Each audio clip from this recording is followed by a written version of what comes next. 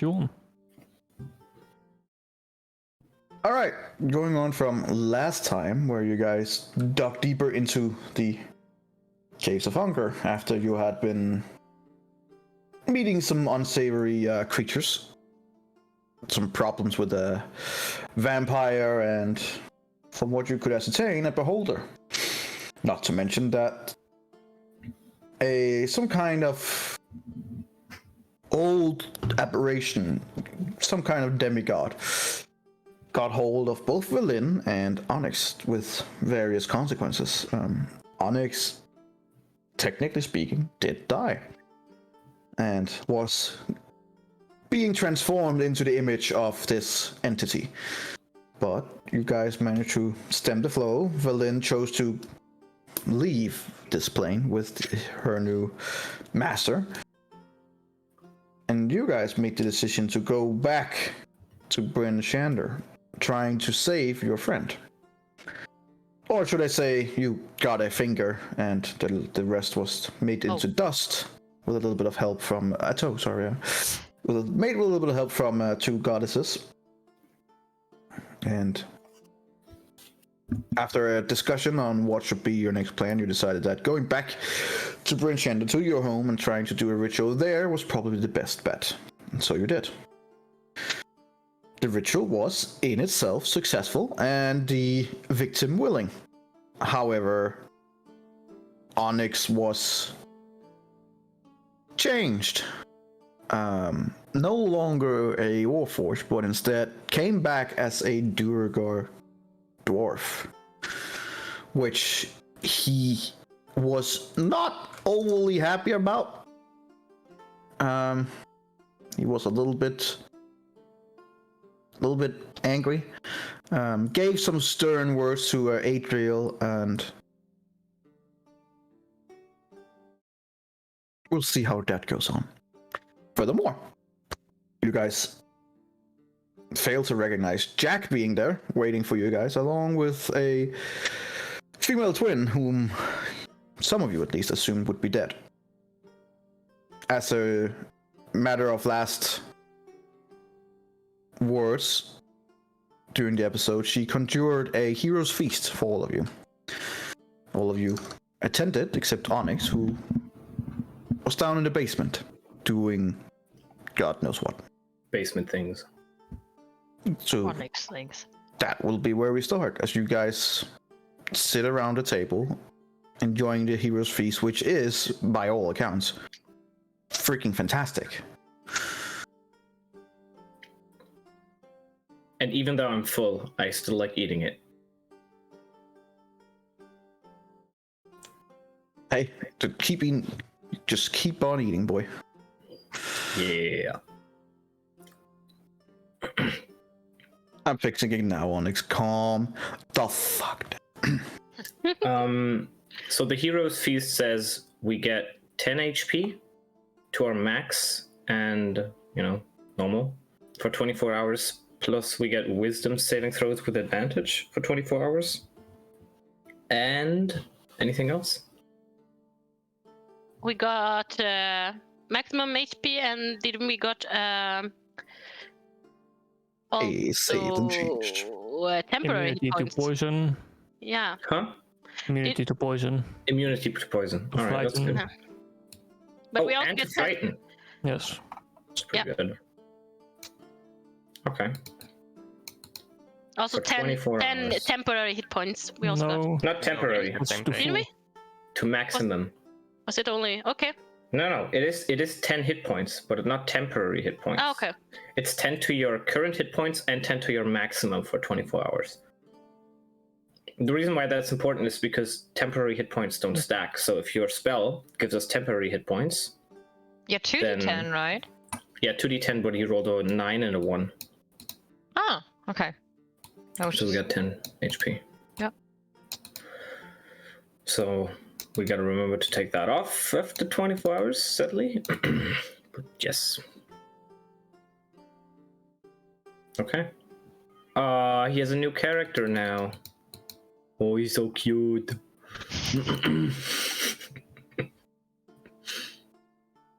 All right. So as far as I remember, we were upstairs eating. Onyx was downstairs. You were down in you're in the main room, the dinner room, whatever, and he's downstairs. Yeah. And then he shat all over Adriel, and then Adriel came back up and he ate with us, right? Unless Adriel have told you anything, you wouldn't know about that. Yeah, sure, but that's like what happened. But sure, that's basically what happened. Okay, got it. He didn't shit all over. He just gave him some stern words, you know. I'll kill you if you don't turn me back. Friendly rapate. Mm-hmm. Yes. And does Adriel mention any of that? I don't know. Does Adriel mention anything of that? Oh. Nope. Okay. Well then, I'm eating. And I'll be like, I really need to rest. The twin and Jack is attending with the feast, right? Yeah. Yeah, Jack is just going ham. He's just taking everything and just stuffing ham on the himself ham. and just stuffing himself like, this is really good, and just keep on eating. So, Sherry, what is so urgent right now that you guys are going to do while we going back to the caves? Getting her brother back, maybe? That would be it, yes. I don't know how much you know about what's going on in Charn. I have no idea where you've been, and Well, I was in Sean when things began turning sour. And turn they did very fast.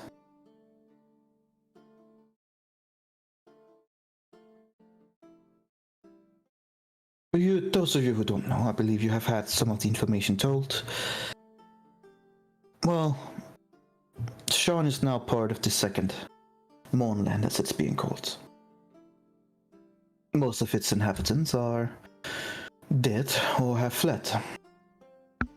The only ones who are staying back there is the unfortunate souls and the monsters that now inhabit it. The fiend that all of you has been so lucky to be fighting with from time to time managed to get hold of a weapon of sorts. The same that we can only assume was used in the first Mournland. It is still unclear where this weapon came from and who designed it, though we do have some suspicions. How much do all of you know about the dragon houses? It would be those who have the different dragon marks, and they are considered a neutral entity. However, their neutrality is disputed. Some of them provided mercenaries, some of them provided flying capabilities, magical capabilities, and worthless, some provided weapons. We believe it is one of these houses who manufactured the ultimate weapon. But we're not sure. We cannot say. Either way, it seems to require some sort of catalyst, a massive sacrifice, a grueling event, which in this case happened with your folks in the arena. The amount of people that was killed down there was apparently used as the blood sacrifice needed to trigger off this bomb. The dispersal of the death fog, or whatever we want to call it, was slow but grueling. We tried to evacuate as many as was possible, and as you can see, she kind of like looks down her demeanor and her usual. Those of you who would know her as someone who always makes sure that she looked pristine and professional. Right now, she looks a lot more battered, more unclean, and a little bit more wild. It was one hell of a fight to try and get everyone out. I don't know how big of an area that has been affected. We tried to get as many people into teleportation circles and try to get them away. I estimate that we managed to save maybe 20% of the populace. The rest are assumed dead or dying. It's awful. Indeed, it is. Did you get the reports from the demon wastes? We have. There seems to be a lot of activity. Very concerning activity. The Lords of Dust seem to be on the move. Seems to have been gathered up quite a demonic force, and it seems that we are to prepare for a second war with these fiends.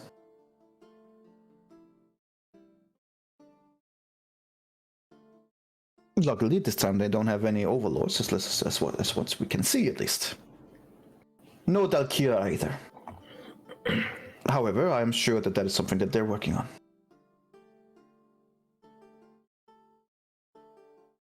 So if you have any information about any of these things, anything would be appreciated. Do we have information about it? Oh, do you? Well, I don't. we know that a bunch of people that we fought. This is just me speaking, not Eladio right now. We know that a bunch of people fought had this red tower logo, which was let's see, burned fortress. What was that? The silhouette of a ruined tower. Yeah. It is on the banner. If you go into our... Yeah, thing. that is the banner of the Yeah. Lords of Dust. Just so he knows what ruined tower we're talking about. Exactly. Which Felin was one of the... was related to the Alkir, so... I am unsure of who this villain is. Maybe Jack knows her a little better than us. That's just as he's stuffing. Yeah, I never liked that woman. And she just keeps on eating. What a good reason. She went with us to go into this ancient city. Or, well, rather, she went first, then was betting on us following her, which we did. And then she got sort of overtaken by some form of deity. We don't really know what it was. And she left to whatever dimension that thing took her to. Describe this thing. A very big octopus. I gotta I'm taking out the notes from Berlin where she describes all the things that fit what we met in that specific moment when she lost her mind and handed over to the twin, being like, I think that's the best information we got on it. Okay. She just immediately starts rummaging through the notes. And this plane, it was something weird with it. I got a glimpse, but I couldn't comprehend what I saw. It was wicked.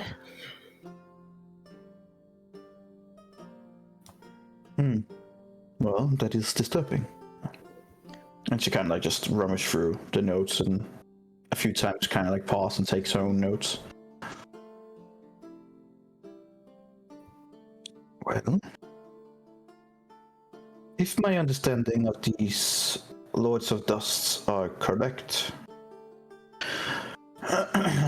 I believe that she will now be used as what is from Rakshasa's tongue known as a Prakrithis, which is basically a puppet that speaks on the behalf of the masters, their overlords. Well, I mean, we know how she fights, and it's not that well, so I think we'll be fine. He doesn't exist anymore. Anything that once was this villain is gone. It is now something entirely different. It could be that he just pretended to fight bad to get you guys weaker as well. I mean, maybe, but it really tried to get Onyx and failed. So I don't think that's what happened. But maybe. Well, I actually think once again she overestimated herself and failed with that. or underestimated. Again, well, it Or might that, not of course. have been her, right? I mean, don't better know. her than us. I suppose. So right now you want to go to... What's the island called? Solstice? Island of Solstice. That's where you're heading with Jack. Right. Dude, how are you going there? Reputation, not sure. Fair enough. We found something very weird near the top, and I would take out the big map, right, that I had, and like I would show her the area where we encountered ourselves coming from the other side of the sled, and I would describe that situation to her. So, if you do, for some reason, come to that area, we don't know what it was, but be careful if it does happen again. Duly noted.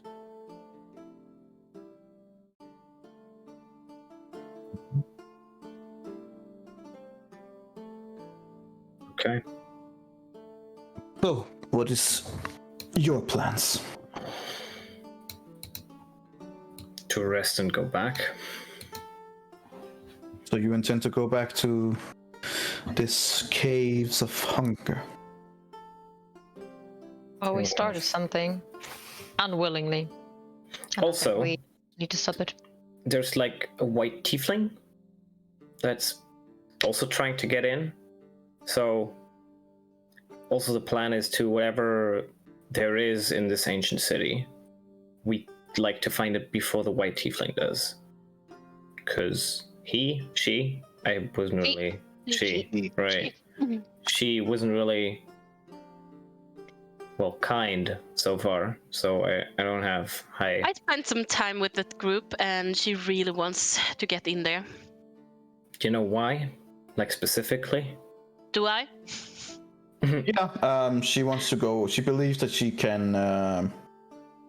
She believes that there is a lich living in the city, and that she can gain to her side, because that would mean an enormous amount of power. Right. Did you say that? Yes, of course. Okay. Yeah. So then the plan is to kill that lich before that happens, I suppose. Also, we started some form of ritual when we opened the cave, and it might be good to not let it proceed. Do you ever heard the name Lady Ilmarrow? I ask the twin.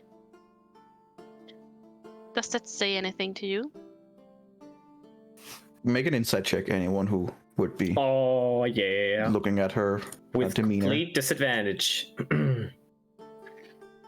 Oh. That shit. Hey, you're too tired. Who's Nico? You don't have to do it in GM, but it's okay. Oh, sorry. No, it's fine. It's fine.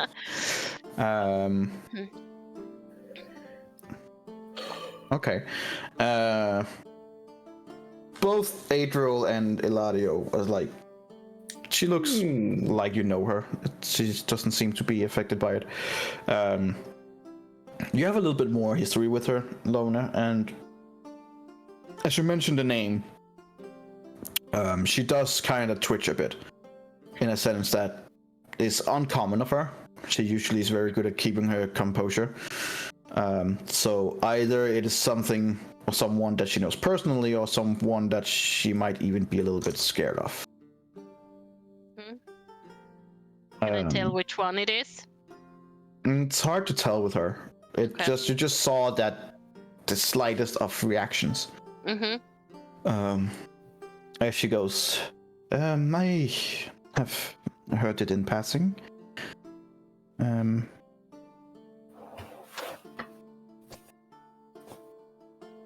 Apparently, it is a particularly nasty lich from, well, long ago. But it has been more seen as a rumor. Well, as far as we could gather of the things we found in the caves, it looks like that could be the possible lich that's lurking inside the city. That would be not good. Lady Ilmaro is considered to be an ancient lich that, by the rumors, I suppose in this case are very damning, lives in a castle of bone and ice in the coldest of regions. So I suppose that part of the legend is appearing to be true. Some stories say that she is served by about a legion of undead, and that she maintains a court of vampires and ghosts in her palace of ice. Other tales claims that when anyone die near her region, Ilmaro chooses whether to take their soul before it passes on to the keeper. But those are just fairy tales, as far as we know, at least. She seemed to be possibly the greatest necromancer in Eberron.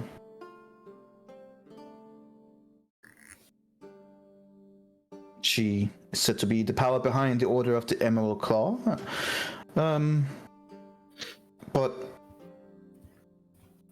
we don't know much about her.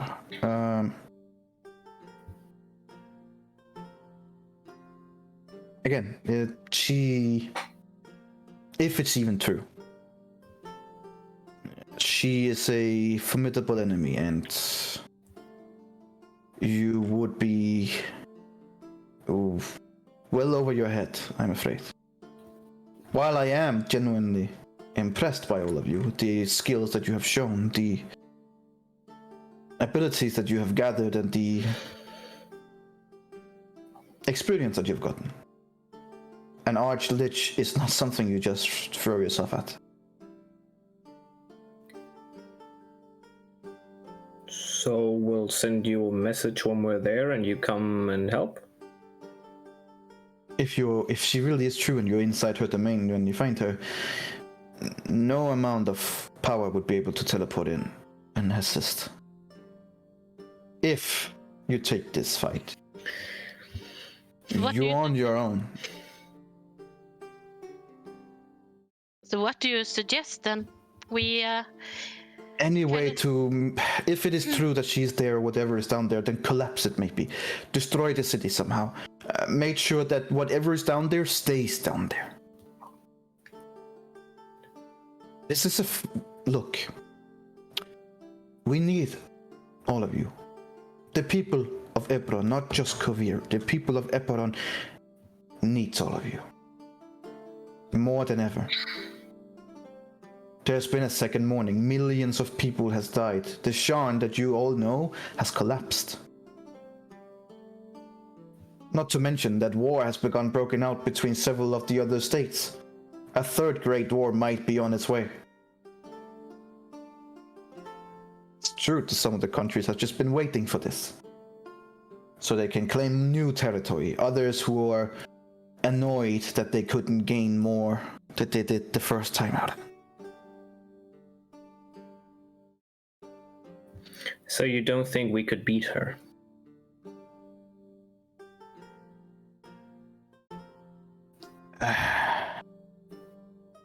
I don't know. If it is true that she exists and she's down there, and you all seem very certain that you are rightful about this information, and you have not shown me any way to mistrust that, so I will take your word for it. Take my word for it. She is an formidable enemy. From what I have heard and from gathered from our scouts, she has the ability to kill a person with a single word.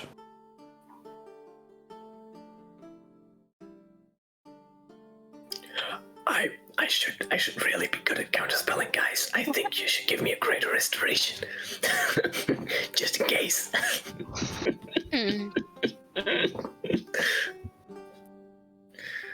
There's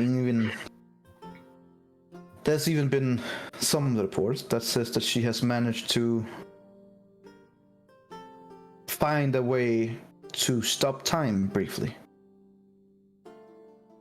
Oh no. Oh no. Stop time as it is, and she can move freely in it, or?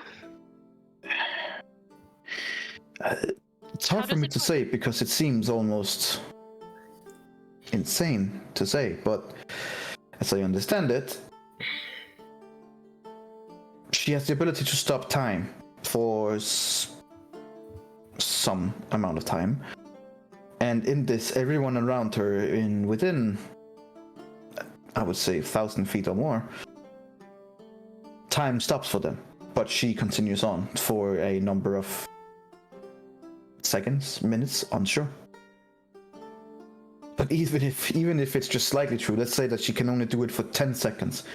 10 seconds of all of you being forced to stop, and she can do whatever she wants.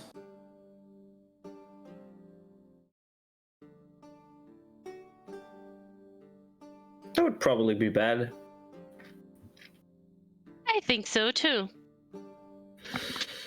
Okay. What does a white tiefling want?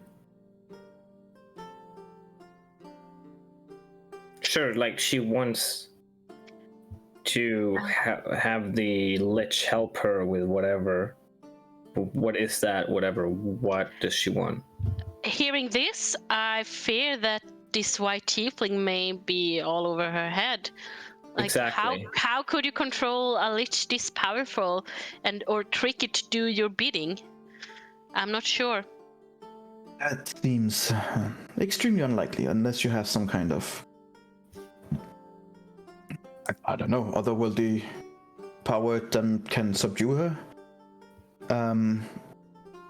Maybe the best course of action is to make sure that no one can even enter that area or kill those who are trying.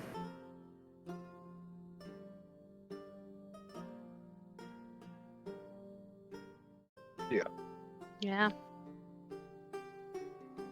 I can't decide what you should do. It's up to you, and you have not disappointed yet. I've heard of your exploits, and we have spies in even the most frigid of places.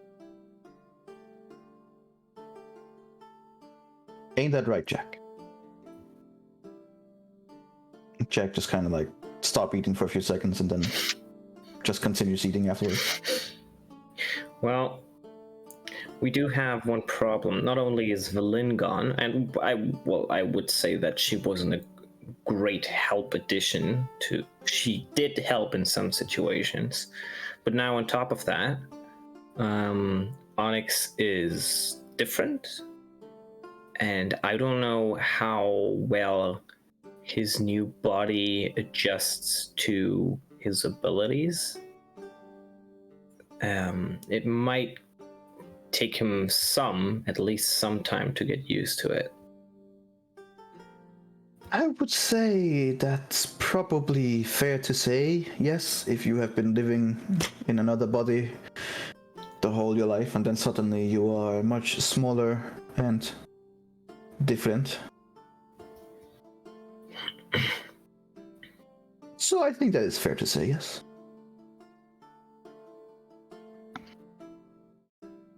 by all the things that you could have changed him into, a Duragard, really?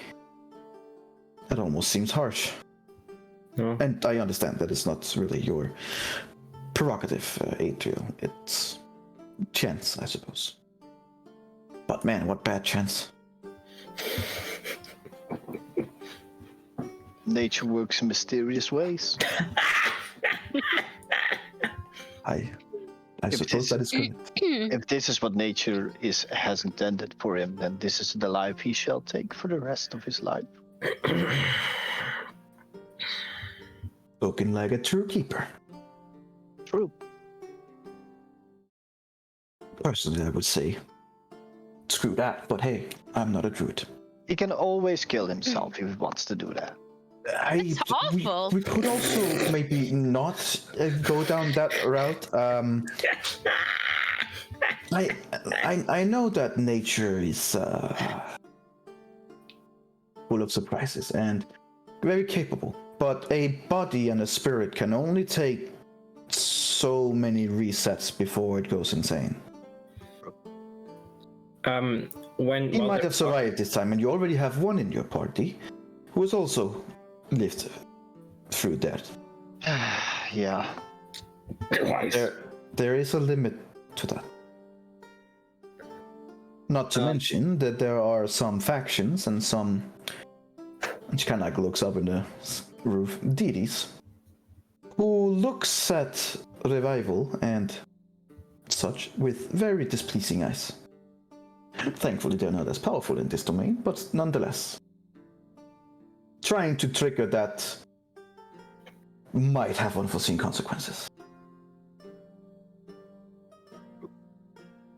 But I mean, in the end of it all, people want to return for some reason. Well, most of the time people always want to return, if given the choice. But there is a normal life-death balance in the world. People die for a reason, and people live for a reason, and sometimes that reason makes no sense for us. Not to say that I am happy that both Erendril and Onyx are back. Like you said, Cover needs them. Eberron needs them. So That is at least my opinion. But keep poking at it, and there might be someone above who thinks differently. Maybe this person has to show it that way then. I mean, how should we Person know, might right? be too small of a word. I know what you mean, but as long as they don't talk to us, they are just a person for me. Pragmatic view. The one in particular that I am thinking about. Let's just say that she would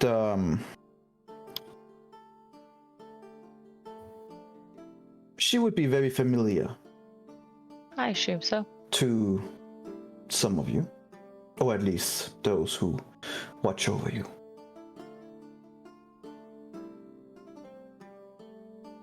While they have that conversation, I would have taken some of the food Mhm. and would have brought it down to Onyx, and I will be like, "You should eat this because you need to eat food now." I ignore you completely. I place it down and then I go back up. What a good mother you are. did you buy Do I clothes remember? for him? Do I remember what Duragars like to eat? Was there like stuff at the castle or something? Brain. Those pains at the castle. I mean, Friends. they like. We went into the kitchen once. I Yeah, and remember that. I ate brain with Grandolfo. Hmm. True. So Mind flayers are Not just mind flare brain. yeah, mind flare brain. Yeah. Was there mind flayer brain in the hero's feast? No, absolutely not. Too But there bad. was some delicious chicken. I would have brought him that then, since there was no mind flayer's brain. No, that would be well, You know. yeah, you know, All right. Fair enough. interesting. Okay, so I place it down there and then I go back up. How is he? Onyx? Yes. Not interested in anything outside of his work. He's been working on something for a while. I would have noticed that his gun was gone, right? His arm wasn't a gun anymore. There was no gun in his arm. There was no gun in his arm. Because technically, I think artificers, is that the class that turns themselves into a robot? Or is that another class? I mean, they could, Right. Yeah, they but could. not in this case. Okay. Got it. Okay. Yeah, he doesn't seem too conversationalist. Even less than usual. I mean, it makes sense if you get dragged out of your body and just become something different without your choosing. I mean, I would be quite upset about that too. Looks like the consequences to my actions, I would say. Sure. I think no one of Lara. us can really say that nothing has happened in that cave. Lara, do you think Onyx would, I don't know, like to hear from you since, you know, you are Just as his race kinda doesn't similar. determine who he does want to talk to. Oh. I might be the most fitting race to talk to him, but we are not the best friends, so I don't think he will take anything from me either. But it's a nice thought. I think you all are thinking too much in race. That's what I just said. He's, by all account, inside still an Warforged, meaning that he has lived for very few years. That would explain why he's so childish. Harsh, but sure. A Warforged is a interesting specimen. Not a construct, but to some not fully humanoid either. But from all accounts, they do have a soul. Onyx is living proof of that. If he did not have a soul, he would not have been able to be brought back. They are, by all accounts, sentient, but imagine starting your life at the age of 20. But you have no memory, no recollection, no nothing up until you're 20, but you're able to walk, you're able to talk, you're able to think for yourself, and you're able to do what a normal 20-year-old would be able to do. But there's just no package, no nothing. And then suddenly you will have to learn those things at the age of 20. It is a task that can only be seen as almost cruel and grueling, and it is not unfair to say that a lot of Warforges don't agree with that, and they are unable to really fit in because they haven't really had a chance to be able to fit in. Most of us spent our young years to try and learn to fit in, to try and know who we shall become. With a Warforged, you are just who you are from the get-go. Any changes you then wish to make, you make in real time. So while he might have been at your intellectual level, on the inside, he's still finding out who he is. Just because he's now a Duergar, that will not change. Just his lifespan, though we don't know how long a Warforged actually lives, so who knows. A lot of Warforged has banded together because they don't see themselves fitting in society. Do you know of ways to return him into a new body? I do not. As far as I understand it, the magic used in this instance is final. There's no return. That's not what I mean. What I mean is, let's say I would like to have the body of a Warforged. How to put my soul, take it out of my body, and put it into the body of a Warforged that would be dead, for example. It is experimental magic, banned magic. But yes, there are rumors, at least, of this being possible. So, who created Onyx from the start? I suggest you ask him yourself. I don't think he remembers. I think he does. Okay. You have to remember that the Warforged was built with the purpose of replacing soldiers on the field. They were replaced to be nothing more than a weapon. Then things changed. The Morning Land happened, and for whatever reason, godly or not, the Warforgers gained a soul. And all manufacturing of further Warforged has been banned. So, per law, there's no one out there making Warforges anymore, correct?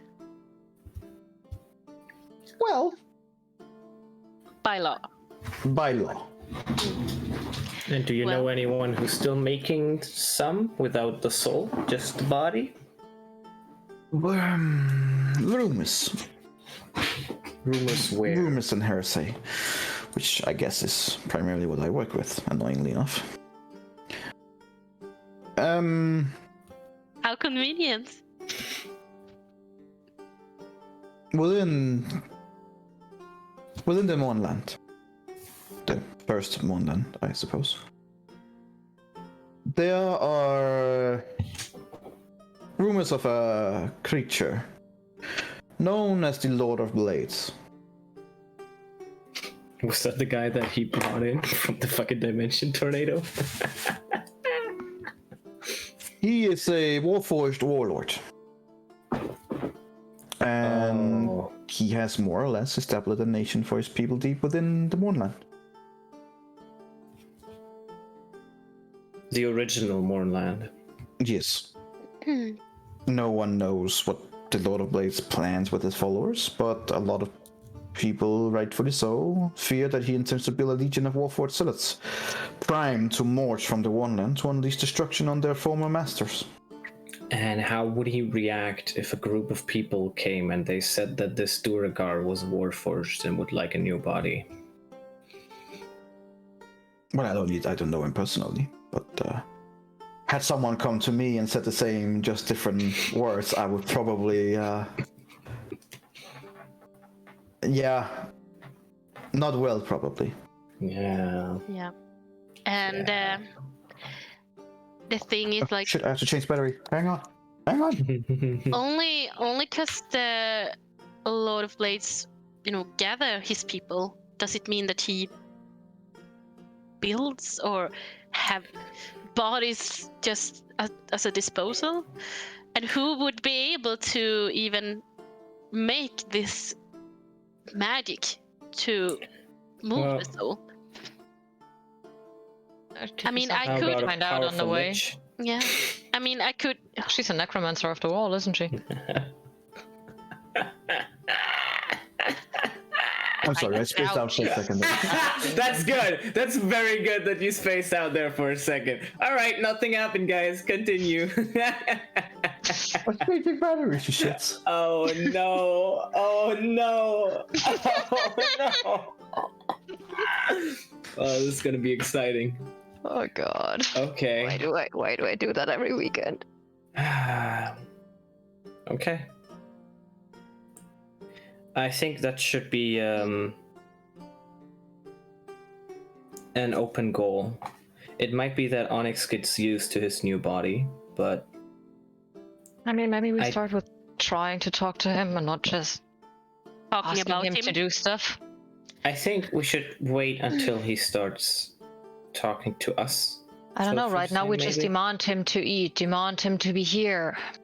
Maybe we just... I don't. I See. just brought him some food and then I left. So you didn't try to ask him how he was, if he was having trouble in his body or anything? How he Well, felt?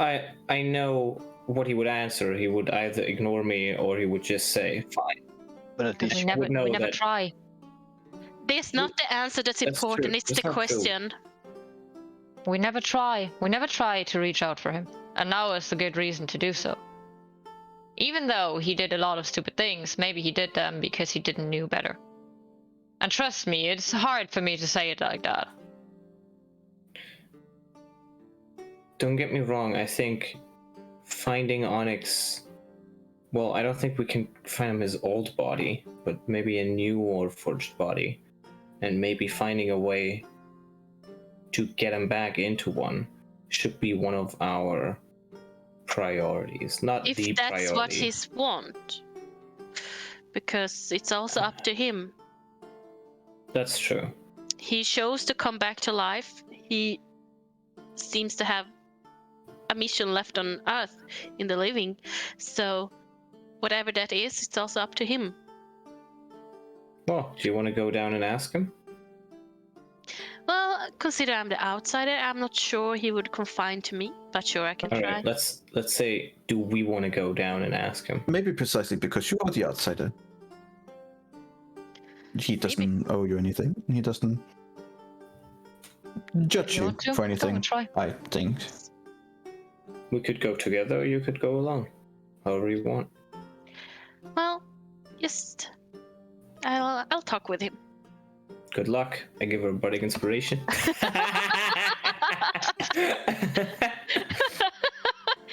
Yeah, I'll do that. I have one budding inspiration left. Oh yeah. So, what's the time right now? Like, For now, it would be like you're creeping into sleep time. yeah. I'll say like, let's say 9. Yeah, I think Eladia would go rest now because he's very tired. Also, before he sends her over, he would ask her, if we do fight a powerful lich, we will need every counterspell that I might have, and it would be good if I'm fully rested. I don't think that will be possible within one night. If you do have that greater restoration still prepared, then I think this is a good use for it. But only if we have enough materials. I think Adriel had some, but I don't know if you had any. I have some as well. So, well, Do you think it's enough? it depends on what we meet down there. It could be, yeah. Let's see. Well, your call. Yes. And we might not run into this lich in a couple of days. But I would say that if we do, I would need to be fully rested. Yes. And I wouldn't be able to do too many of those powerful spells, so before I need a rest again. So maybe it's a good thing. So I just put my hands on you and say that you should rest well, and I use Greater Restoration on you. I am rested. Remember to mark off the Yes. materials needed. All right. And then I go to sleep.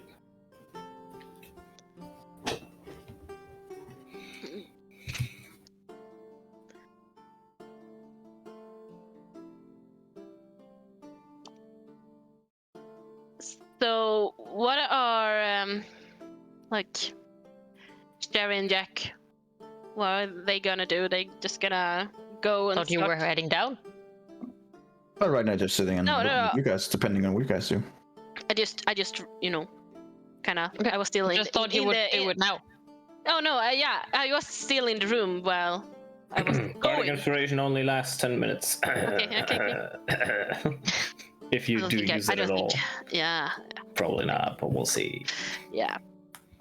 Well, I just wondered, since I'm, standing up and just lay my hands and give him the Greater Restoration and gonna leave the room, so I just wanted to see if they were going to go or stay or whatever while I'm leaving the room. Oh, it seems like they prepare to rest as well and then travel out tomorrow. Okay, well, I go down and find Onyx. Onyx, what are you doing? You just Working. to calm down. He's working. Okay. So, Onyx, what are you working on? Ignore you. What did you say? Ignore you. Oh, okay. Yours. Yeah. Well, I know that I may be the outsider of this group.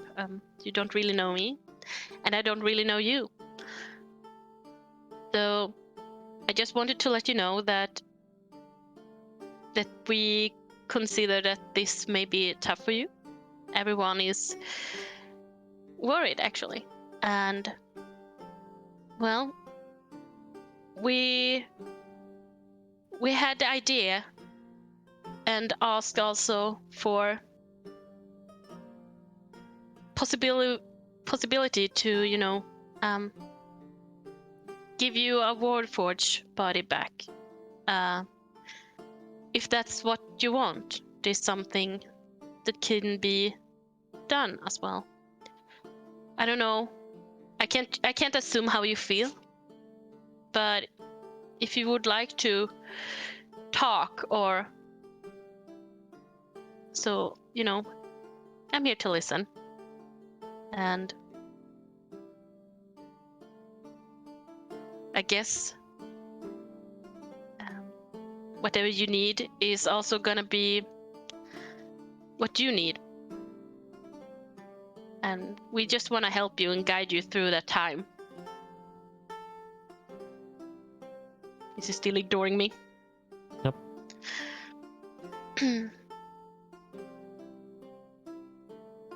So, how do you feel right now?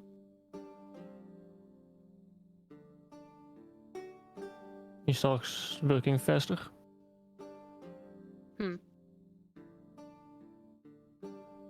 Yeah. Well, Onyx, I will be up a little longer. So, don't hesitate to knock on my door. And you will probably experience that you feel stuff, hunger, need to rest. Just be aware that even if it doesn't feel like you, it is your body. So take care of yourself. And well, then I'm turning around.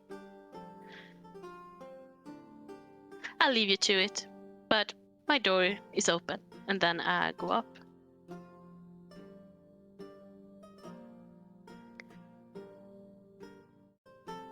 And I'll go to my room.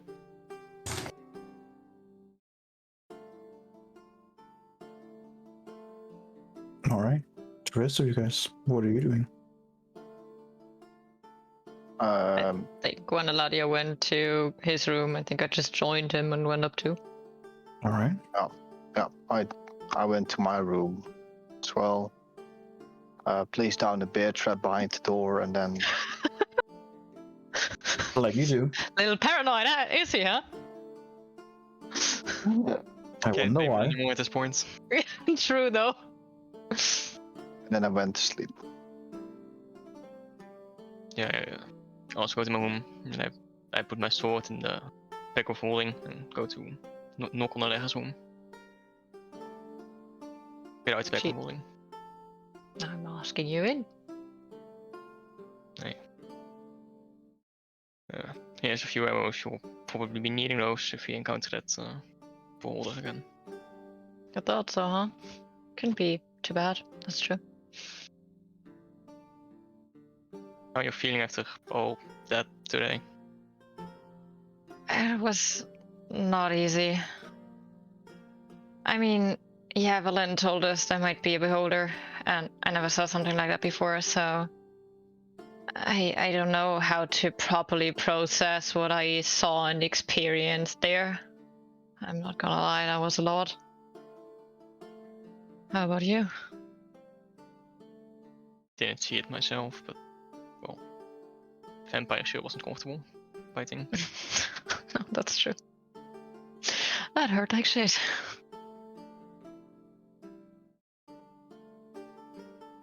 Are you doing okay with Onyx being a new him, I suppose? Still Onyx. Dwarf or not. Yeah. Is he though? He'll have to get used to it, but the inside it's still him. I just don't know how things like that change us. Like, a lot of things happened, and all of us changed from when I got to know you guys, and I just don't know how much he can handle. How much we can handle, actually.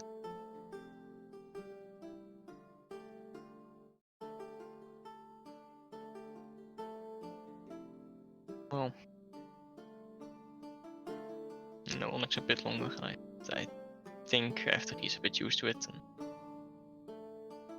knowing we're gonna try to get it back, he'll be fine. I hope so. Can I ask you something important, Lara? What's it? What are you gonna do it for? Breaking the veil.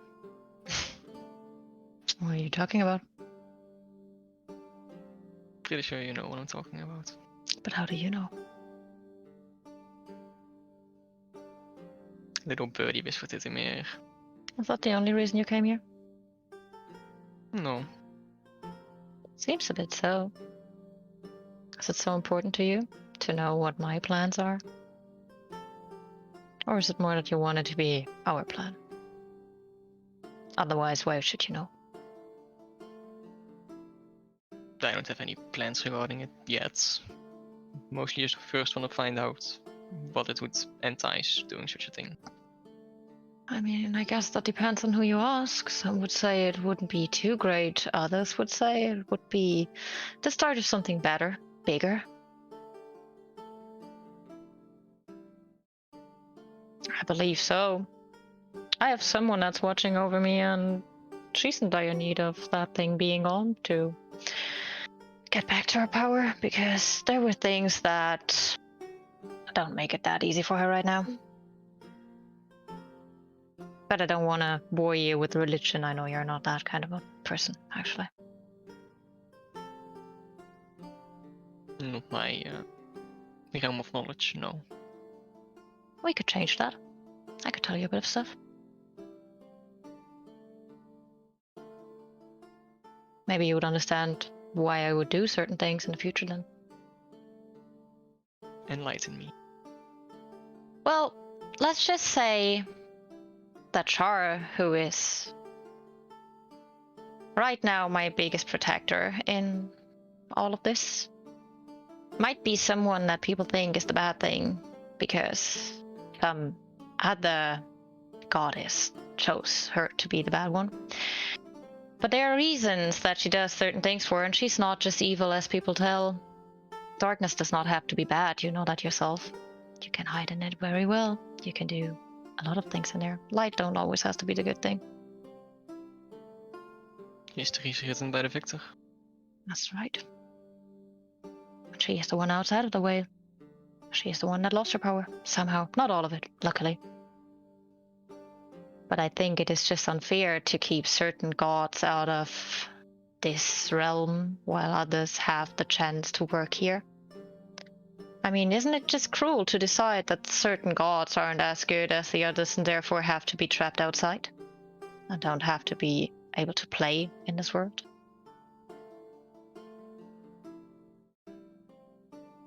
I don't know what's keeping it out there.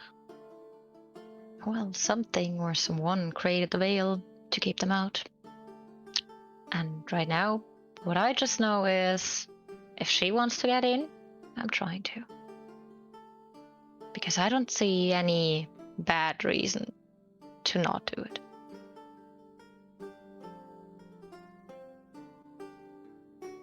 So it's good to know, but it wasn't fully what I meant with the question.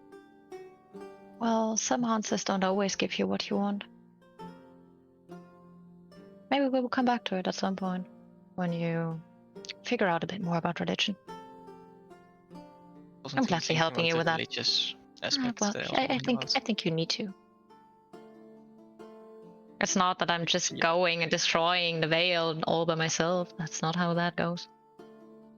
And trust me, I wouldn't have thought that either a few months ago. That I would believe in some goddess guiding me and asking me for help.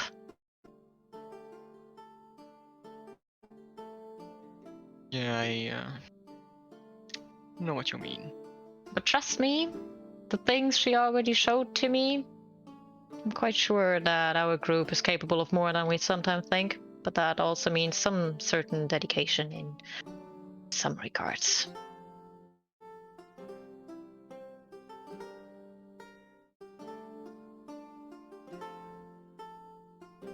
I mostly meant what was in it for you.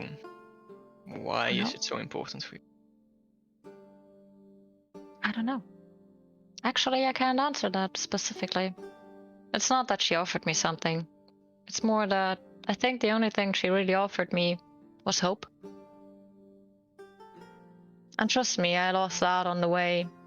Fighting Oral and having everything in these lands. I was at a point where I didn't know if that what I was going for was the right thing.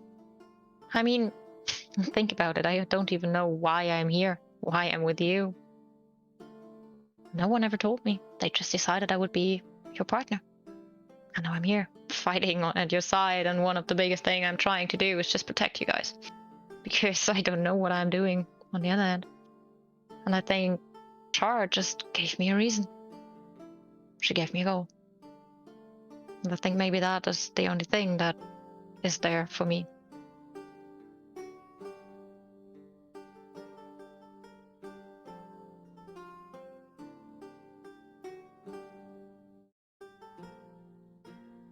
Okay. It was never that I was sent out here with a plan. I'm sorry if I disappoint you in that regard.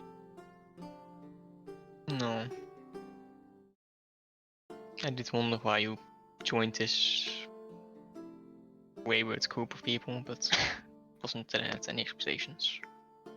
You remember what I told you about my sister, right? That she got killed back where we grew up and everything. Who saved me were the twins, so I owed them something.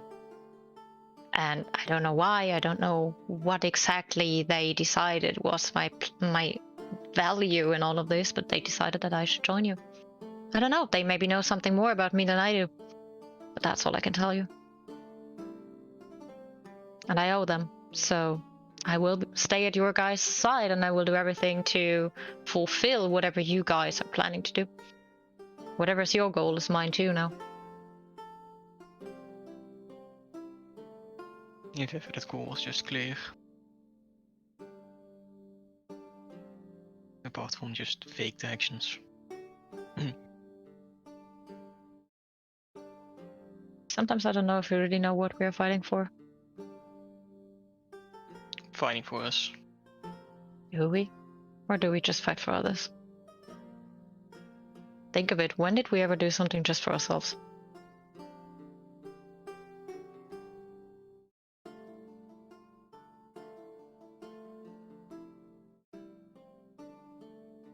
And that's the thing. Do we ever do something for ourselves, or are we just meant to be the people that we are?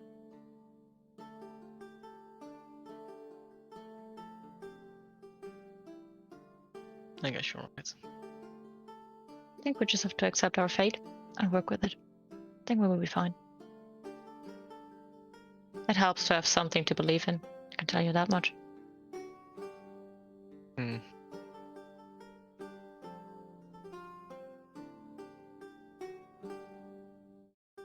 It's hard to get something new once you've lost something you believed in, though. I don't know what you lost. I don't know what you experienced that made you the way you are, to don't get me wrong, but you know. But even if you lose something that was very important to you, there's always some source that can give you new hope. I had to learn that myself too. Do You can't remember always. Do you remember the question I asked when we just got to this place? Maybe I'll ask the question. Which one specifically? If there was someone from my past who was still alive. Yeah. There's 4 people, and I just don't even know if I want to know who it is. Do you know where they might be? Not a clue. It would be worth finding it out, don't you think? Don't you think not knowing is worth than knowing? I've tried to the book that Aether received. The same night I got my sword. Didn't succeed. Maybe it was your fear that was holding it back? Because you didn't want it to know?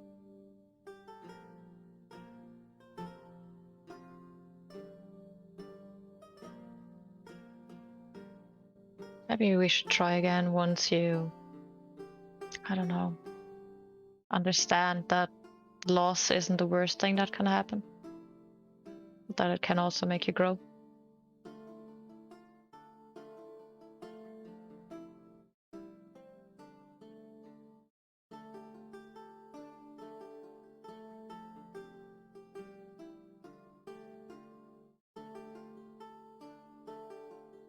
Mm-hmm.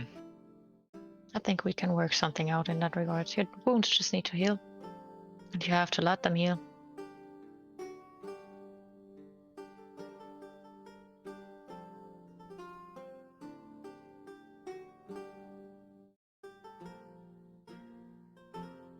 Easier said than done. Everything you've lived for. Also. Can't imagine how that feels. I'm honest with you. But I can only tell you that you have to move on. You still have your brother who is still on your side all the time. Isn't he worth fighting for everything? Isn't he worth moving on? Oh, he's not here. See? Then you have more than I have. A good reason.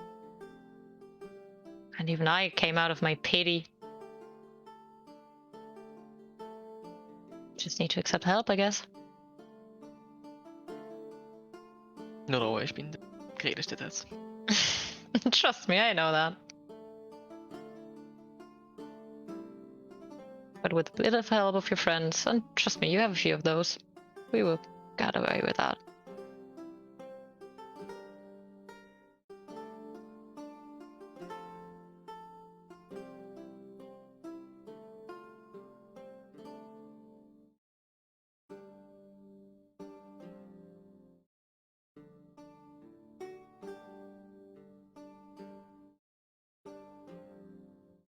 We'll see what the future holds then, I guess.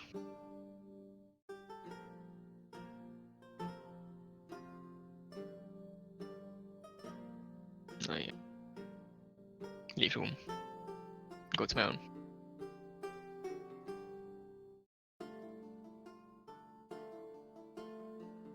Alright. As almost all of you go to sleep. Onyx, are you do you keep on working? Yeah. Alright. Roll me a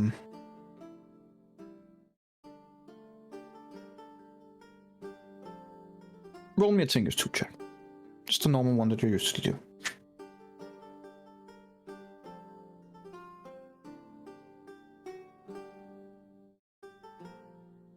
Alright. As the hours of the night begin getting long, and as you finish up your craftsman skills, you look back at what you consider a successful product. You're pleased with it. It's finished. You also get a point of exhaustion. No. And as you kind of like step back from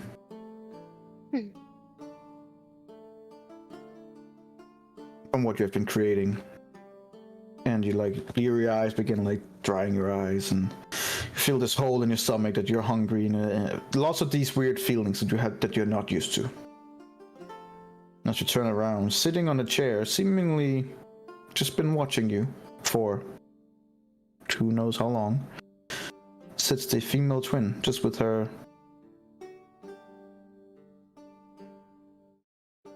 feet, or with her legs crossed over, looking very feminine, looking very regal almost. Just sitting, looking at you. I just stare back at her. Don't say anything. She looks back at you for a long time. So, is it finished? Wouldn't have stopped working otherwise. No, I suppose you wouldn't until your body forced you to.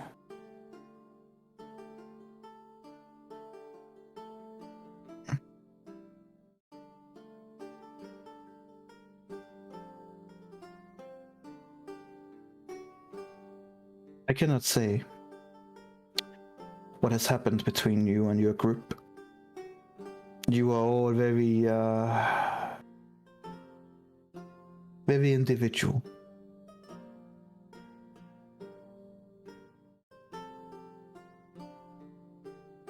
And some of the changes that has happened, one of which I saw for myself, is you changing into this new body. I cannot even begin to think how it must be, so I won't.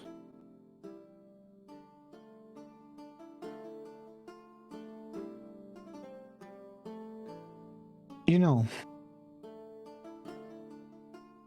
there are rumors of magic that could potentially bring you back to your old body.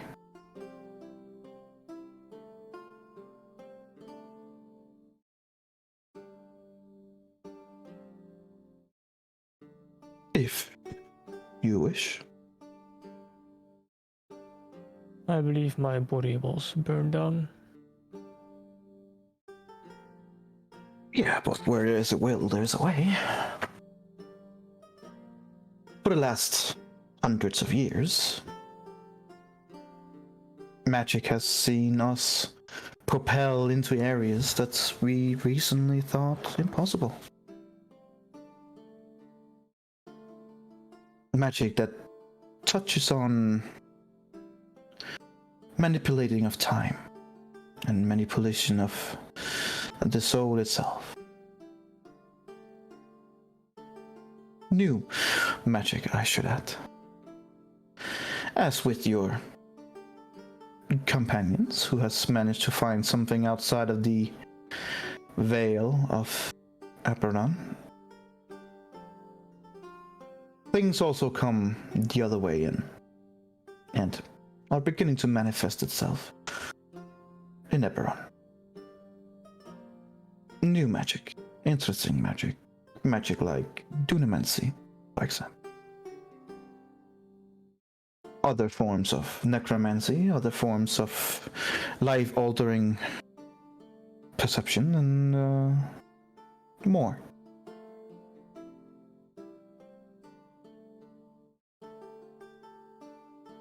What I am saying, Onyx, is this, just that, should you wish, I believe it is possible.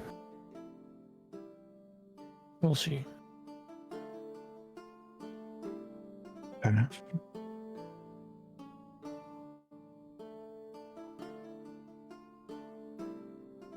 If you're to decide that it sounds interesting, I believe that when you have the chance, the first Moonland might be the place for you to seek. Find your kin.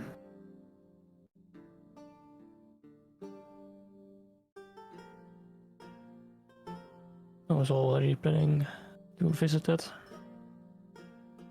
Right, you just need to convince the others that to travel with you inside the death fog. Little a word of advice that might help. It's not really a death fog. It surely is horrible in there, but the fog doesn't just instantly kill you.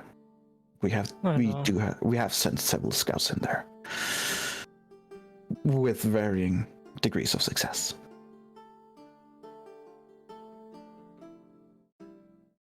There's also, from what we can tell from our reports, some truth to the Lord of Blades in there, and he has managed to assemble quite an astonishing army. The only thing that we do not know is what his intentions are. Our reports vary from being an isolationist and staying in there to world conquer, and others that he might have even good intentions. We don't know. But we need to know, Onyx. We need to learn if this is another enemy and another front that we have to be careful of, or a potential ally.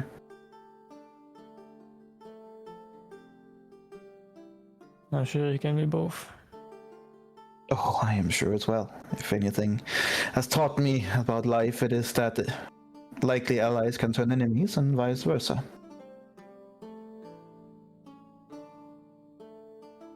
We need you specifically, Onyx, to venture in there, convince the others, and find out whether or not Eberron can count on the Warforges as allies, or whether or not we will have to open up yet another front. I will go in there with or without them. Go with them, Onyx. Because I fear that without them you will be subject to a charismatic and manipulating leader. And we might even go so far to see you on the other side of the battlefield, which is something that I do not wish to. I've faced them once before. Yes, and with consequences. Yes, I was weak back then. You are not immortal, Onyx. I know, that's why I am in this stupid body.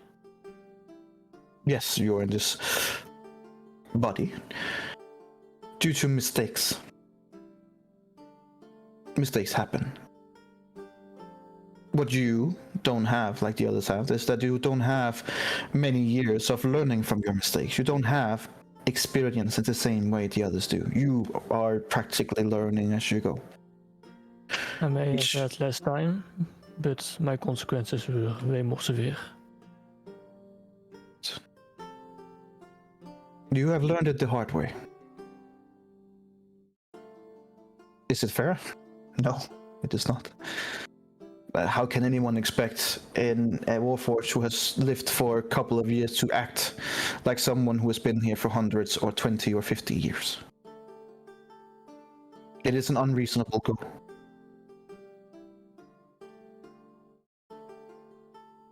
So the stakes in your case are higher, more severe, and potentially more dangerous. But nonetheless, Onyx, I believe, truly, that you can broker a peace or an understanding with the Warforges in Moonland. And make them understand that we are not all alike, that we don't all see you as a construct, we don't all see you as mere robots or worse.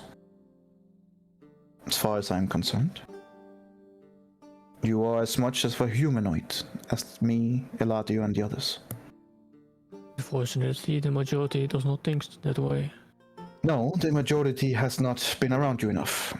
And people are afraid of change, and people are stupid. Not to mention, they have leaders several places who does not aid in this. I wish to change these things, and I am doing what I can. What we need is someone like yourself to prove it even more. As I said, it is not fair. But I cannot think of anyone better for it. Don't fight for Eberron. Don't fight for the world. Fight for your friends. Fight for those that actually do believe in you. I always have. Good. And keep in mind, I know that it can set some nasty thoughts in one's head if you get changed in the way that you have been. But try not to blame them too much. They brought you back because of you, not your body, but you specifically. He brought me back because of the others. They brought you back because they need you. That's the truth. That's the simple truth, Onyx. If they didn't need you, why would they bring you back? It is only logical. That's why I'm still here. Initially, I didn't want to. No, well, don't blame you. I am glad you're back, Onyx, and I think they will be too. I think they are. Some of them has a harder time showing it than others. And like yourself, they are also fighting with their internal demons. Everyone is. Some would say that you are a dysfunctional group, and in some instances they might even be correct, but which group are not dysfunctional sometimes? You are learning, all of you. Give it some time. And one of the most important lessons that you can learn, and you might as well learn it now, is forgiveness.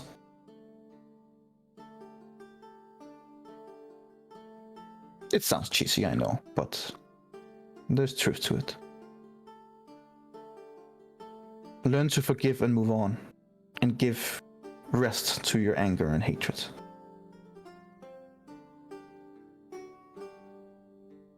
Now, may I see what you have built? Sure. And I'll handle the pieces. She looks them over. Very impressive work, Onyx. Very impressive indeed.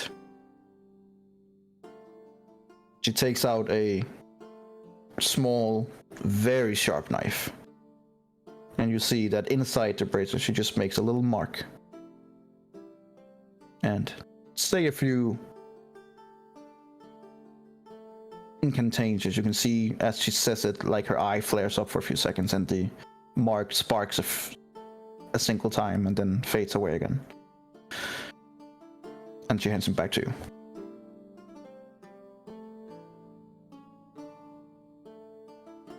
Impressive work, Onyx. Now, I will let you rest, because you look like someone who needs it. With all due respect, Yeah, I do know. you look like shit. Now, there's a plate over there with some food. Eat some of it. Go to sleep. And get to know your body. And not in that particular way. Just, you know what? Never mind. Good night, Onyx. And she kind of like walks up the stairs.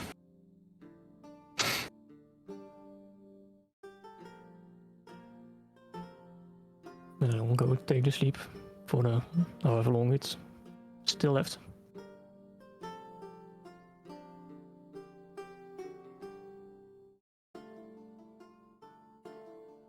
Did you eat the food? I do. Ah, yeah. Finally. Yeah. First time Onyx 8 in this campaign. Yeah. That's actually not true. How does that? It's actually not true. He has eaten before, it just wasn't needed. No, it's like a little I bit. think like You were like in, this. in the which second seems episode. necessary. I'm super excited for the first time he poops in this campaign. All right. Cool. All right. All right. So, well, for the hell of it, Hockey, roll me a stealth check. Mm-hmm. Okay. Good to know. The rest of you guys, are you just falling asleep and doing what you do? I'm sleeping. Sleeping. Sleeping. I was doing a ceremony, but I don't know how much time has passed now. So Doing a ceremony. Oh, you were. Preparing the oil. yeah, Yeah. the oil and the water, making it Ooh. holy. Ooh, holy. Yes, All right, going asleep after that. I'm going to bed. Okay. Anyone else? Or the rest of you just going to sleep as well? Okay. No.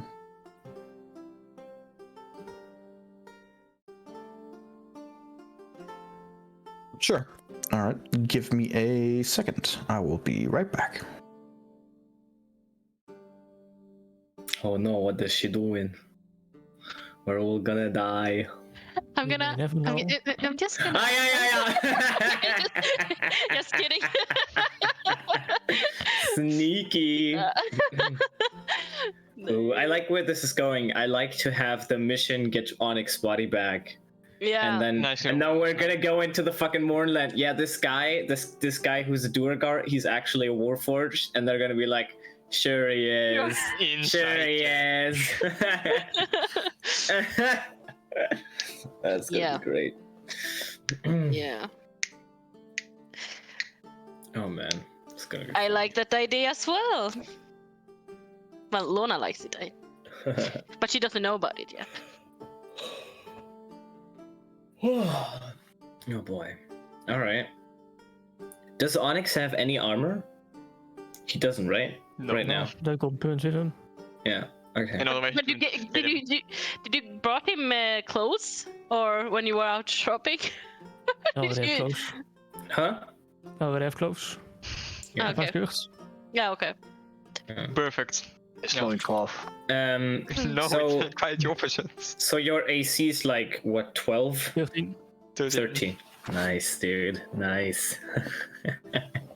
We'll get some armor. The in the lowest morning. currently. Oh, that's for you. Yeah. We got this. Don't worry. But you can't enchant your armor after waking up, right? You would need If to I do it have armor, overnight. yes. Like, can you do basically immediately? Over a long rest, yeah. Yeah, so we would have needed to buy armor before. Probably would have thought of that how you went shopping though, right? Well, I asked him if he wanted to buy armor. He said no. And then I was like, bruh, I don't fucking know his size. So I didn't buy any for him. No. And off, I suppose.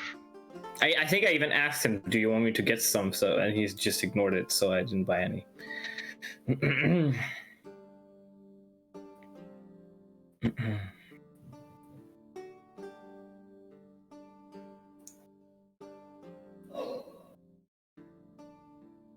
I want to see the full picture of Onyx now. Can you Pool send it? picture. Yes, I Yeah, will. the full. Yeah, The fool. full. Not the gifts.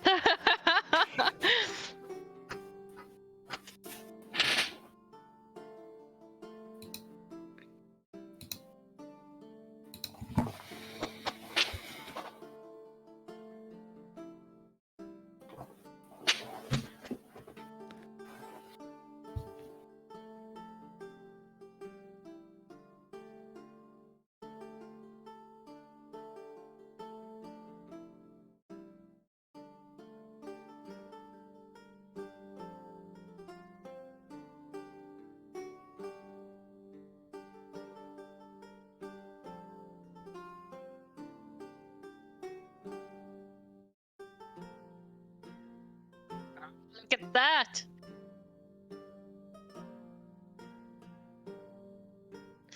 Just need to Photoshop some stitch in your face. I'm just kidding. Ah, that picture. Right. Yeah, this guy's wearing armor though, so can't be you. Impossible. Impossible. Just imagine him butt naked with the towel around his hips. Yeah. That's how he's gonna fight the beholder. But he should feel very comfortable in metal armor, like be like, oh, almost feels like myself now. Clonk, clonk, clonk. That just seems racist. Man, did you realize that D&D is inherently racist? Because every race has different, like, abilities, and they're better It's not just racist, it's inherently. nature. No, that's racist. You can't say that in the real world. That's racist. Sure. Well, sure.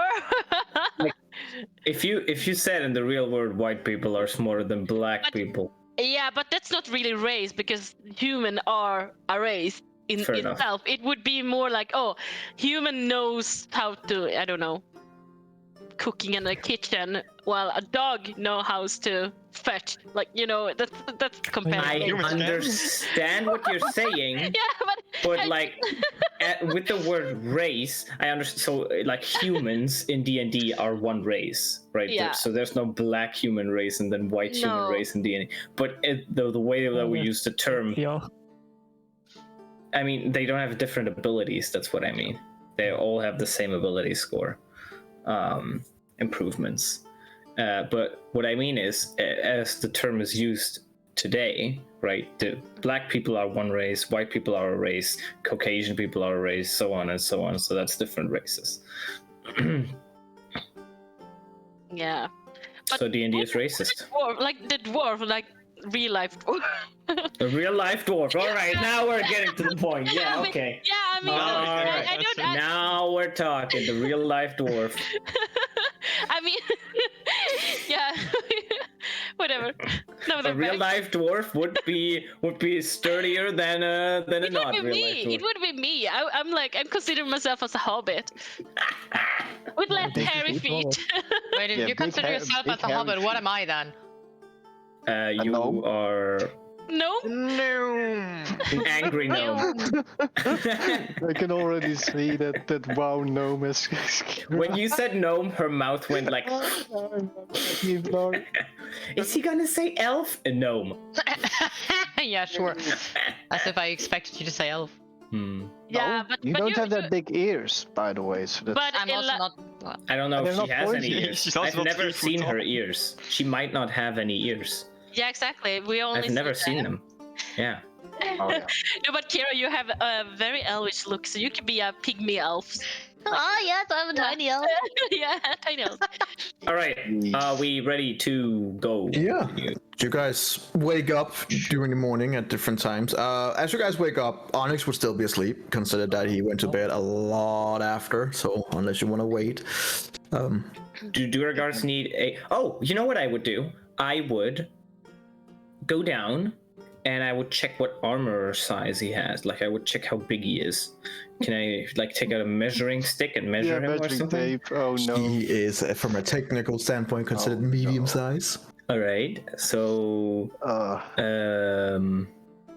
He's like laying there snoring, and you can't come in Like, with them. I feel like there's a chance that he would go by armor now. So I think I don't know if we should. Let him rest and go buy armor for him. Like, okay, Charging so I armor. would remember what armor he had back in the day, right? He had a what do you call it? Like plate armor, basically, like full. Sure. Right. Okay. You know what? I'll ask the others if they want to come, because Onyx is still sleeping. If they want to come, so we can buy him some armor, like very good Not one. interested. I'm staying home. Yeah. What the fuck? What about you, Lona? Well, I kind of promised him. All right then, just say no. All right, I'm going by myself. Hey, Louder, roll me a 1d6. I am rolling a 1d6. Okay. It's like partially cloudy outside. It's like there's some sun from now to then. It was like partial clouds, not rain or anything, just a normal day with some clouds here and there, some sun, no rain, but Like kind of nice. like right now for me here. It's like a cloudy day. Partial clouds. So All right. Yeah. I will go to the armor store. going to the armor store. Okay, the arms.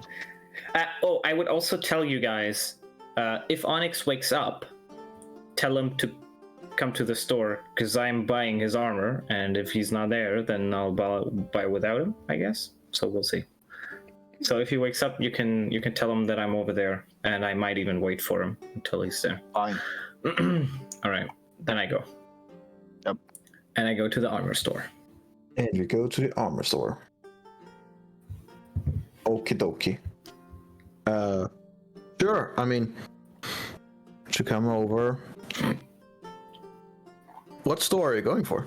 Well, we had the big one, the magical guys. Sure. Yes. So there's a dwarf working there, and then there's the nice guy. Yeah. So who's on the It's front? the nice guy. Right now, it seems like both of them are there.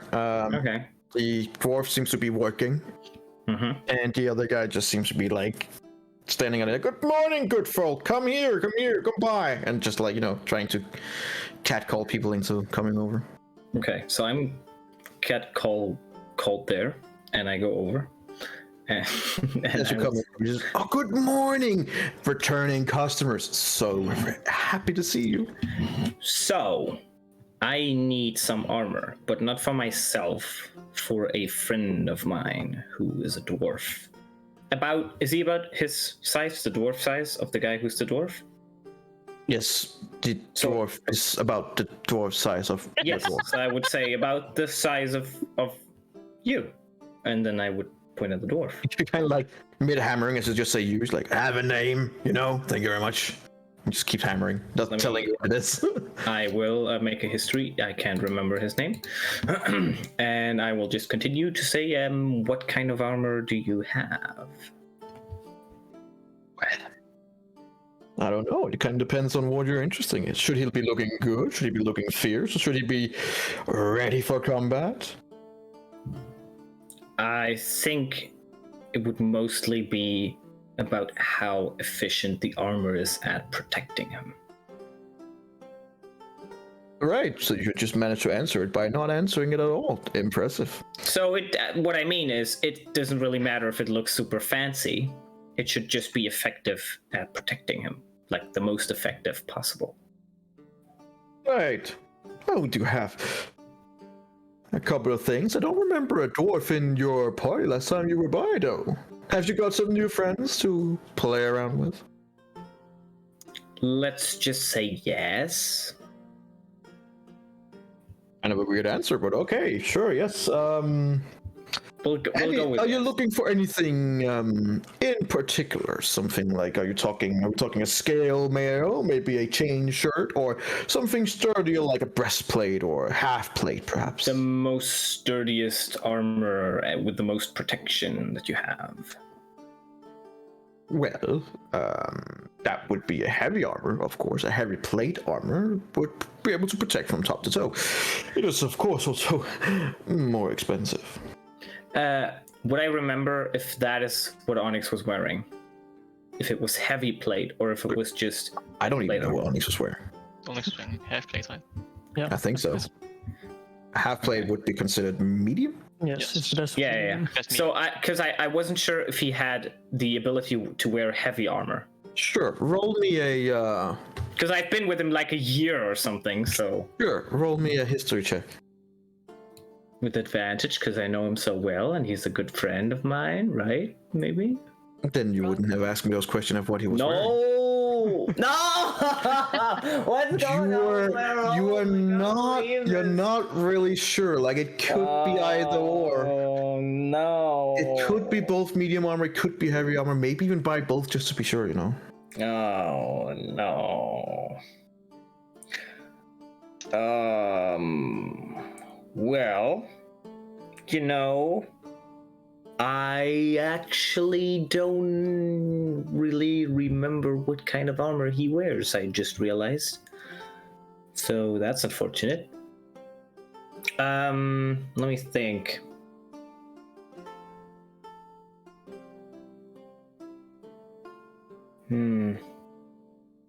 Do you remember what the Warforged was looking for the last time he was here? Yes, I believe it was a half plate of swords. Right. To make sure that he could be protected as best as possible, but still having some movability. I think it would be something of that sort. Do you remember what he wanted? Well, he looked at our different kind of breastplates and half plates. What kinds do you have? I must say, it was very, very interesting. We haven't really had a Warforged to tailor armor to. It's very fascinating. Is it by any chance for him? Let's just also say yes. Well, let's just also say then that I would be very interested if I could measure that up myself, you know. You know what? Why don't you come with me? Well, I can't. I have all my stuff here. Well, I mean, we're just down the road. Did your dwarven friend, he can take over. He's done that before. This is a bit of a tricky situation, so that's why... Make a persuasion check. Yes. Yes. So what should I be taking with me? Just something to measure with, and Sure, and then we'll measure things out, and we just go from there. I'll make sure that you're compensated for your time. So the way there, measuring out, the way back, I'll give you 20 gold for that alone.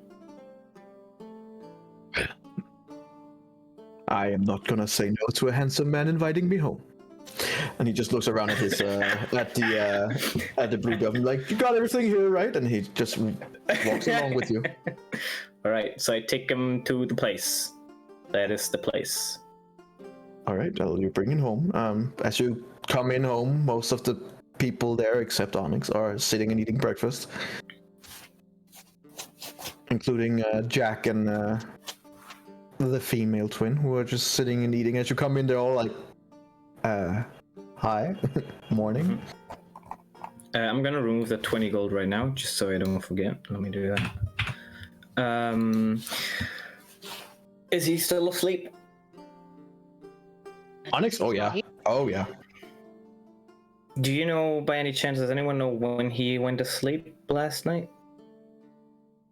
No clue. I believe it was around 3 or 4 in the morning. Oh, what Quite the late. fuck? Yeah. So what time is it now, right now? Well, right now we're just creeping into about 8. Right, He so probably won't be awake for the next 3-4 hours, give or take. Maybe more. He looked a bit knackered. All right, then I will go for a walk. Energy of Hi, cam Adriel. disappeared. My And camera? yeah, your Yeah. camera disappeared. It's gone. There is no camera. There you go. Well, that's do I know how long Duragar sleep? If it's 6 or 8? I don't even know. I mean, They need a full 8. Oh, Yeah. well, that's stupid. Well, I would tell him just this way, and I would go into the cellar. Okay. So there's gonna be like a dwarf on the ground with like no blanket or anything? Or how is this gonna be? No, I mean, he has a room. Did you go to your room, or did you stay down there? I'm in the basement. Yeah, So that's what I he's guess. basically laying on the floor with just his clothes on, laying there. With like one towel on, basically. No. Oh, you have clothes, okay. Doesn't look terribly comfortable. Alright. And I don't think it's warm either. So I would say, so you remember Onyx, right? Warforged? Well, yes, I do. So basically, this is Onyx, but it's just a different body. And since he had armor before, I see what you're doing here. Role playing. I like it. I'm into it. sure. Now we would need to measure his armor out and just treat him like he's Onyx, like he would be the exact same person, just as a dwarf. That's also a Duragar dwarf. Make a persuasion check.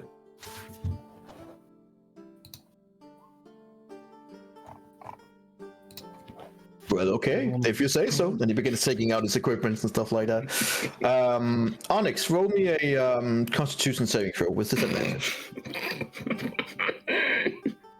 Yeah, he's asleep. Okay. He's like, as soon as you begin, like, Onyx just kind of like move over once or twice, but other than that, he's gone. He's very far gone. He kind of like turns around back to you. So what like, are we talking still half plate or full plate? Are we talking a full set of clothing? I would like go up and get the others down here. I would like, could you come downstairs, please? You guys hear that from? You guys hear that from below? I'm going now. I'm staying. Wow, teamwork. Teamwork makes the dream work. Yeah, he's on his work, right? Well, I was saying. Okay. So So what's only going on Lona's here? coming. Is Rendriel coming, or is he also staying upstairs? No. We'll stay upstairs too. Okay. Great. So the others are too busy. I Sure. just think that is very curious, and I don't like it. You know what? I'm gonna be like to the guy, I'll be like, give me 1 second. I'll go upstairs and Sure. I wanna see what they're doing. Just sitting at the table when the breakfast is served. They're literally all just sitting at a table, eating breakfast, looking at you like you're insane. Guys, this is like for Onyx, you know? What are you doing? Well, I'm trying to figure out what kind of armor he needs, and I want to how speed should we help? things up a little, because I don't remember what kind of armor he was wearing. I think it was I always half-plate. thought Onyx was the armor, so I don't know. I think it was half plate. Like the guy told me last time he was there, he wanted to order half plate. Honestly, don't know. What about you? Was what he was wearing maybe burned him. This is not helpful. I know that he was wearing the armor when we burned him. Well, that's what I'm saying. He was wearing half plates. Oh, half plate. Yeah, okay. Perfect. Okay. Oh, great. Thanks. And I go back down. So I tell him we would want half plate. I'm pretty sure. Good to know. And Like- he begins taking off the upper cloth of Onyx and starts. upper He clothes. doesn't have any. Sorry, what did you say, Thor? I don't have upper clothes. Oh, He yeah. doesn't have upper clothes. He begins removing his towel and start measuring. What does he measure? Like, he's very professional for now. For now. For now. But yeah, he's measuring him, and he's like, so just to be sure, what kind of half plate are we talking about? Are we talking just a standard half plate, or is we talking about a more magically enhanced half plate? I know that he's able to enchant either his entire armor or parts of his armor if they aren't enchanted. Oh, he's an enchanter himself. Yes. I must say, it's very. I have never had a Durgar specimen either. This is very fascinating. Now, and this question to Energy. I am Yeah. pretty sure. I'm In which like voice do you want me to answer? 95 to 99% sure that he's able to enchant different parts of his armor with No. different. You can. It's just Okay. all. Yes. Just the entire armor. But you are very sure. But I am very sure that that's the case. Well, I would tell him. What kind of enchanted armor do you have that could fit? We are in a rush, so if Right. that's possible. Luckily, he is more or less of a standard size of a dwarf, which is good. There's no need to make any extra requirements here. we do have some in stock, but they vary in price, of course. If it's a normal half plate that you're looking for, a normal half plate, consider that we do have enough of them as of right now. I would say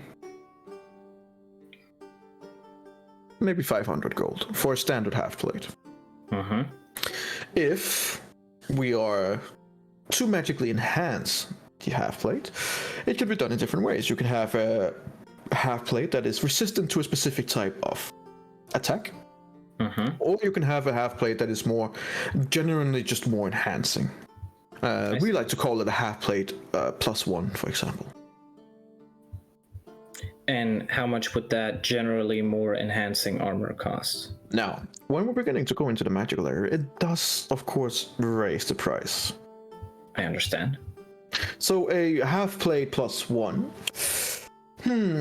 Consider the delightful experience you have given me here. I would say a discount is in order.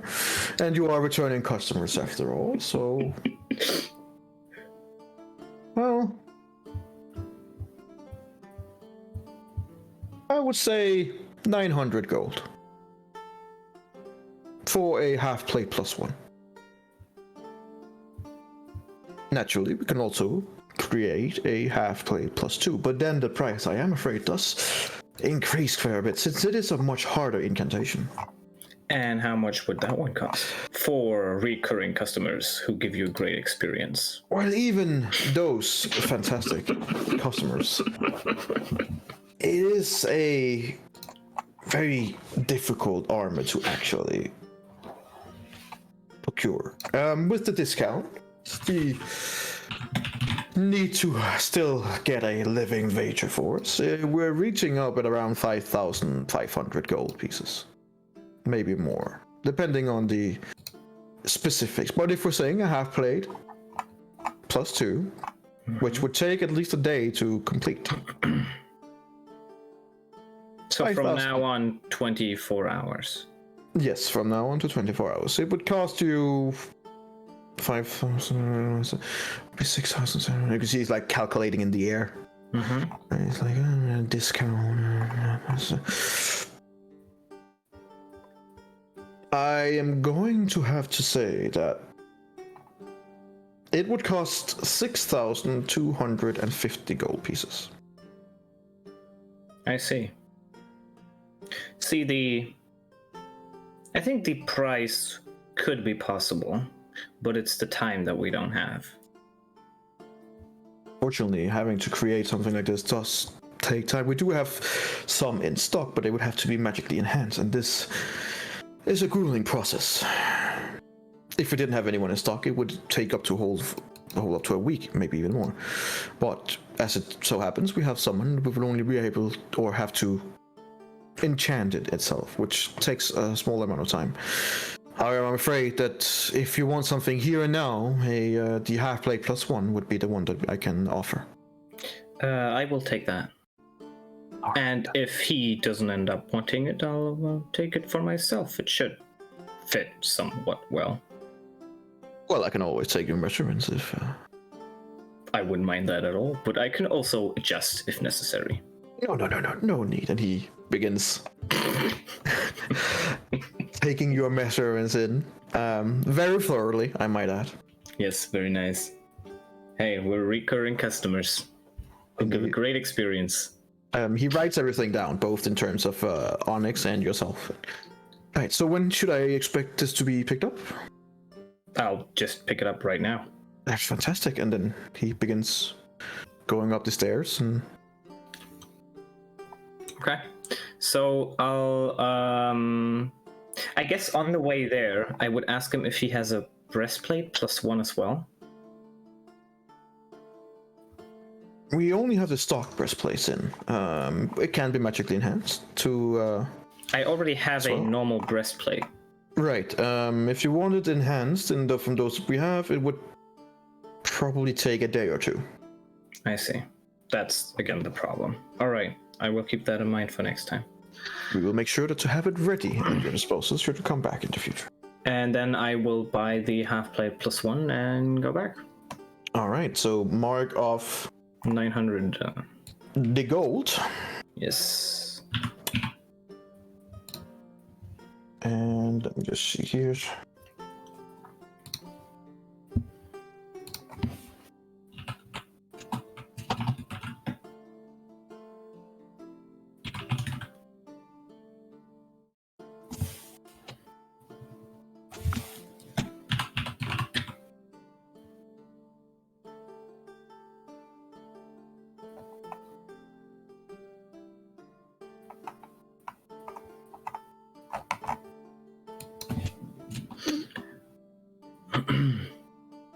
Sure.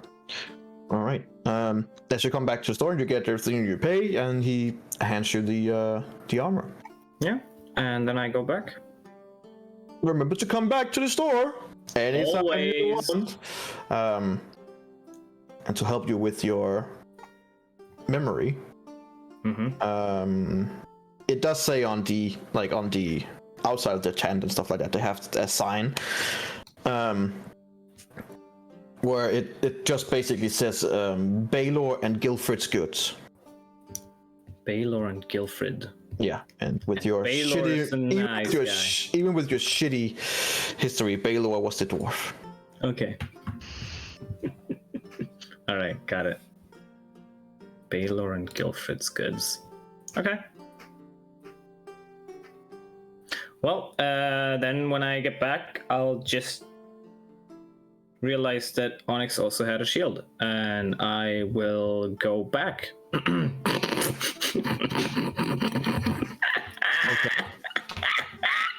Sure. You'll be like, oh, I really like no. Like, it's really like, oh, there's already someone like their customer service. A returning customer. I forgot that my friend also uses a shield. He might not do it right now, but he also might, so it's good to have, right? Yes, it is always good to have an extra shield. I completely agree. Exactly. I think I may have one that could be right up your alley. I see. So he goes back and he takes like it is a round shield.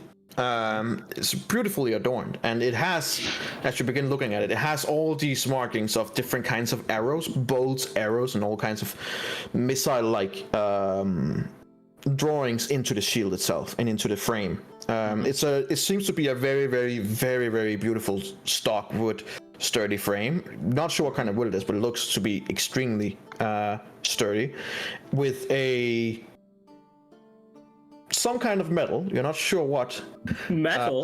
that is around the edges of the shield and has been gilded with golden engravings. This is I must say, Baylor over here has outdone himself. To which Baylor he's just working, just going, just keep hammering around. He's a bit grumpy today. Bad breakfast. Well, this is a special shield. First of all, it gives from a technical standpoint, it gives a +2 bonus to your AC against range attacks. It is a shield that you primarily use against incoming ranged attacks. From a normal melee standpoint, it is decent enough, definitely a good shield, but it excels at anything ranged. So, we call it the arrow catching shield. Whenever an attacker makes a ranged attack against a target that is within 5 feet of the wielder of this shield, he can, if he's quick enough with a reaction, choose to become the target of the attack instead. So it is a shield that you can use to firmly try and protect your allies. And how much is that shield? Well, this is a little bit of a brainchild of us, so I'm a little bit curious to see it in action. Now, I have a proposition. We want to expand our shop. And we recently, due to various things, came up here instead of staying back in Eberron. But we yearn to come back to the main continent. Now, if you agree to show off this shield to possible investors, make sure our name comes around, I'll give you a good price for it. I will take out my book, right? Just for extra like fashion. And then I will take a few steps back and I will look at the name of the establishment and I will write it down very beautifully in my notebook. You said Baylor and Guilford. Baylor and Guilford's Goods. Is it like with a Y, blah blah blah, and No, it's Baylor, and so it would be Baylor. I think I wrote it correctly, but just to be sure. My dog's going crazy. Oh, okay, I see. Baylor and Guilford's Goods. And I would tell him, my friend, I will definitely recommend this store to anyone. Make a deception or perception check, depending on your meaning it or not. Oh, I'm meaning it. All right, perception check. Persuasion? Yep. Oh no, it's 2. Kind of looks at you for a little bit. You are lucky I like you. And he takes the shield down. You see also like at the bottom of the shield, both on the inside and the outside, there is their marker, which is basically just a beautiful B engulfed with a beautiful G, and it kind of like looks like it almost magically look like it's 2 different letters, but as you kind of look on, you see that it's almost melded together. So depending on which side you're looking at it, you see a B and a G. But it's pretty beautifully made, and it is a very, very adorned shield. Well, talking about the price, this is a pretty rare shield that we're quite proud of. But with the agreement we just made for you, 750 gold, which I might add is with a hefty discount. I will take it immediately. All right then, I am glad to hear it. 750, so that's 500 and then 178. Okay, I removed it. All right. You should be able to search for it in the D&D. Oh, I mean, I'll give it to Onyx Okay. anyway, so you don't have to like, yeah. Okay, then I'll head back, and then I think this time I don't think I forgot anything, so I won't head back again. But arrow catching shield. Does Onyx have a weapon? I mean And I will return to the store. How does happen? Yeah. We took his magical items and I think his weapons. So Yeah, okay. His swords. But I don't think we took his shield. So No, that will stick to his arm. yeah. So yes, that's yeah. So that's and I'll go back, and I'll just wait for him to wake up. All right. Are you guys any of you guys doing anything while we wait for Onyx to wake up from his beauty sleep? Nothing specific. All right then. I'm just meditating. I'm on my walk. Sure. So stupid. I'm on my walk. All right. Well then, about 3-4 hours later, Onyx, you wake up. Your body is knackered from sleeping on the floor. Your joints feel stiff. Your neck is like every time you try and look right, your neck is like kind of tense, and you're hungry. You also need to pee.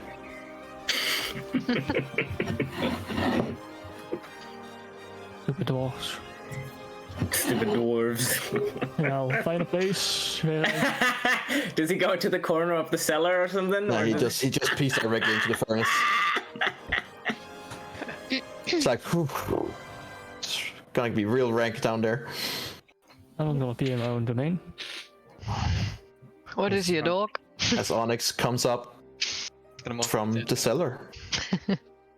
The others are resting, meditating. Some are still eating a little bit. As you come up, the female twin goes, finally. How did you sleep in your new body? Well, Right. Next time, may I suggest an actual bed instead? It will do you wonders. Or if you want to sleep down there and you insist on it, maybe just a mattress. Or if you really, really wants to go back to the roots, some hay. Basically just anything more than just wood. Suggestion, take it or leave it.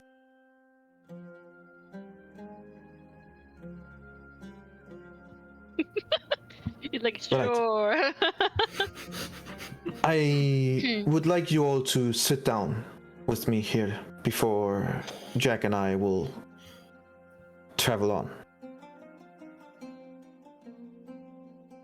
I believe it is time that all of you get some well-deserved truth. Some of you I have known longer than others. Some of you I have met under auspicious and sad circumstances. Others happier, such. Know that each and single one of you has been monitored for quite some time. Because we believe you represent the best of what Eberron can provide. My real name is Elva Convessa. That is my birth-given name.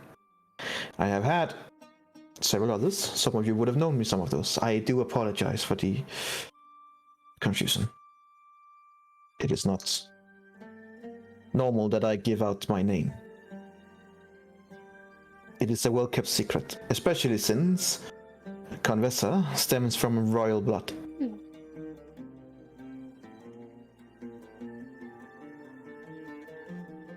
But being far down the throne chain, I was left to do as I pleased. The Dark Lanterns became my thing. And within the Dark Lanterns, I even managed to found an even more obscure branch of that. For the last many, many years, I have dealt with everything that is considered to be supernatural or weird or unexplainable. That also includes the Demon Wasters, the Dalkir, the Overlords, and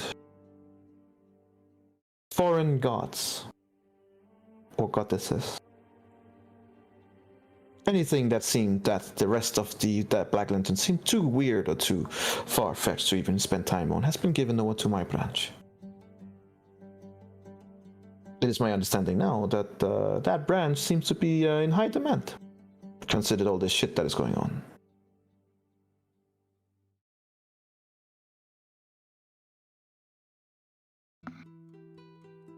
As far as I can understand, all of you were at the very center when the Rakshasa made his presence known in the arena, correct? Besides Lona, I guess. Yeah. Except Lona. We assume. Lona was That's on guard duty in the Dark Lanterns and managed to escape, for which I am pleased.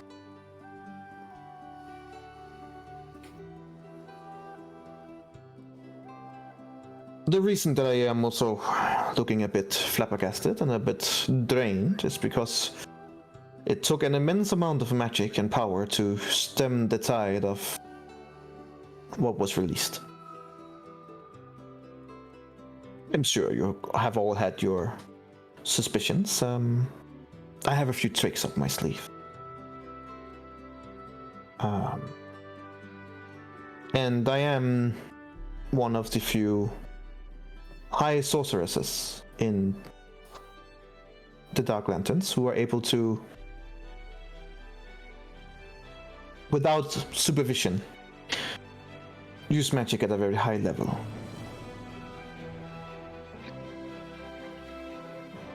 And it took some tremendous power to stay alive and fight off the stem of the tide. For you who does not know, when you were teleported away, it was a mixture of myself and my brother's magic and the Rakshasa's magic colliding together, creating a form of a rift. This rift shunned all of you away to this place. We knew it shunned you away, but we, in practice, really didn't know where you were. Which means that if we didn't know where you were, I doubt the Rakshasa know either. However, you tell me that you had dealings with some of their agents. So, hard to say if he knows now. It's usually fair to say that with the good intelligence they have, if I know, they probably do so too. Stay on guard. Just because you're here in the north does not mean that you're safe from his grasps, and you have foiled enough of his plans to be squarely in his searching beam. He wants revenge for what you ruined. Had it not been for all of you, the second morning would have been much, much, much worse.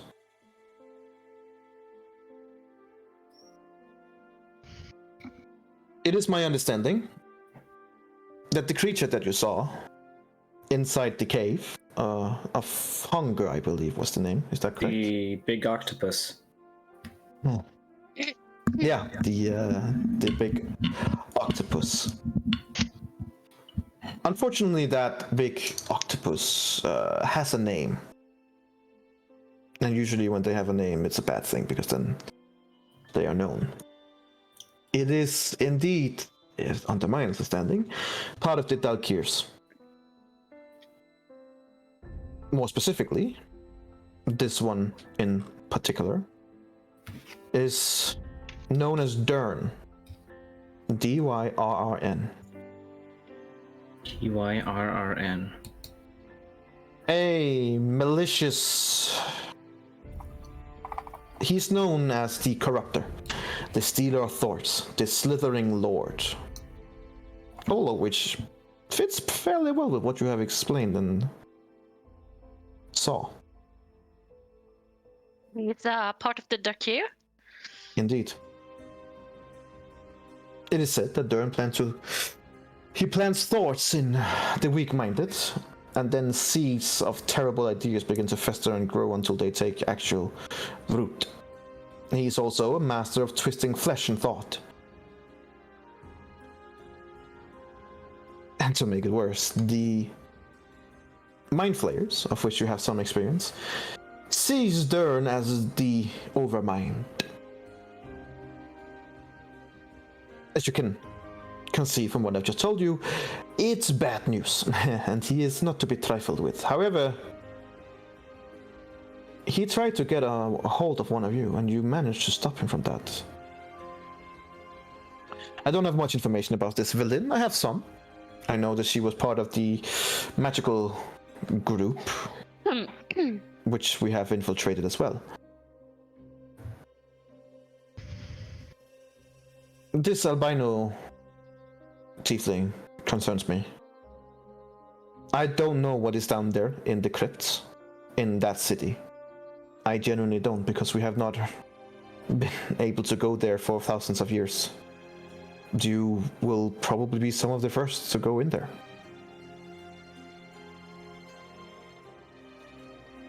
What you do down there is critical to what can happen on our plane. I need you all to understand this. If it is possible, destroy this place.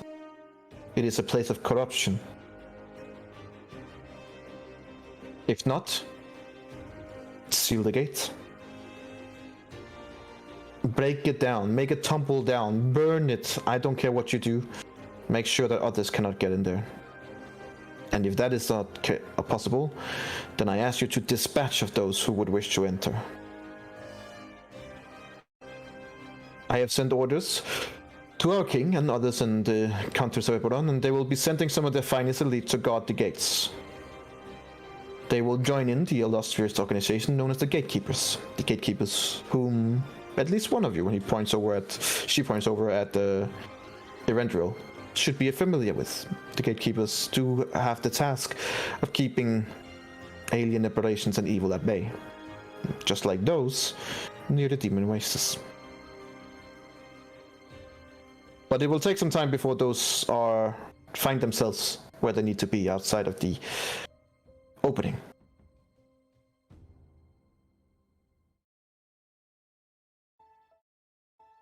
I do apologize to all of you for the deception that has been fallen upon you in more ways than one.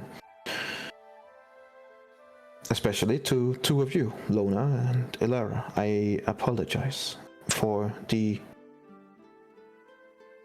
what has been necessary deception. Know that anything that has been said to you from me and my brother has been the truth, except our names.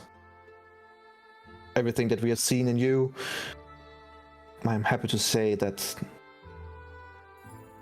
wasn't even half of what you have shown. Now, if you don't mind, I need to get my brother back. Don't worry, Jack and I will handle it. Give him my regards when you find him. As far as I understand, you guys have already dispatched most of the evil there, including one semi-goddess. Yeah. But we also saw a frozen dragon there, so maybe keep an eye on that. We will. And We tell have our them to ways. keep care of my dagger. I want it back. How do we find you once we have finished whatever is in that city? Well, as soon as you entered into the caverns, any kind of magical reaching out to you was impossible. So, here's the deal. We're able to teleport out. It seems that sending anything out of there is possible, but penetrating it from the outside in seems to be not as possible. I see. So, which means that we need to go back there by foot then? No, we can probably teleport back to the city. It's hard to say. You guys have opened the gates. It means that maybe more is possible. Okay. Yeah. I wish you all the best of luck. Keep in mind, if you really do see something that you feel you cannot take on, there's no shame in fighting another day. Good luck to all of you. Mm-hmm. Thank you. Thank you.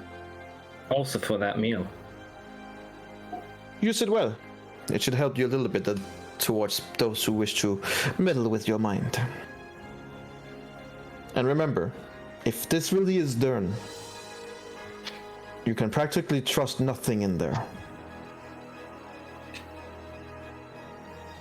When you're down there, both in the city and in the cave, always have the mindset of not trusting anything or anyone except yourselves.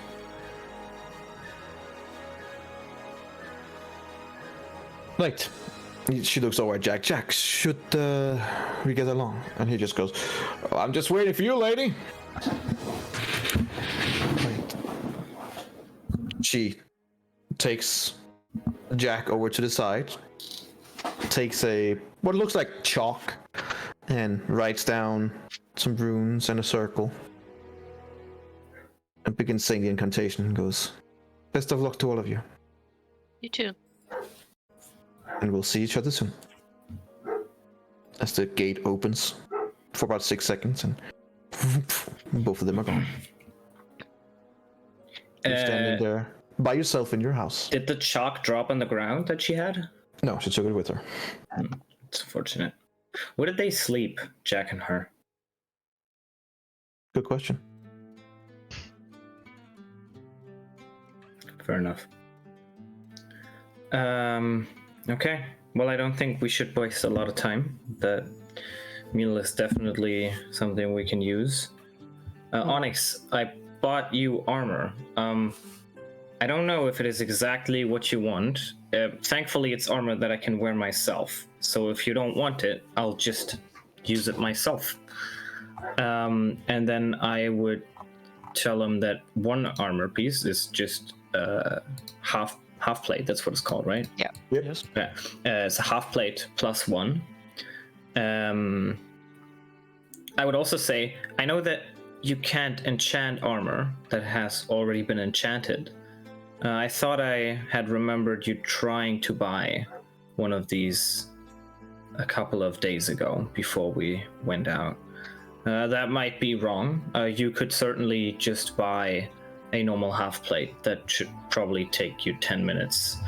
If that's the case, I will keep this one for myself. And I also have this, and I would take out the shield. And I would explain to him what it does. I would be like, this is a shield of arrow catching, or an arrow catching shield. And it gives you the normal benefits in melee combat and larger benefits in, well, ranged attacks when you're trying to defend from ranged attacks. Plus, with every action, you can, if you're fight within the target of someone from a ranged attack, you can intercept the attack. Yes.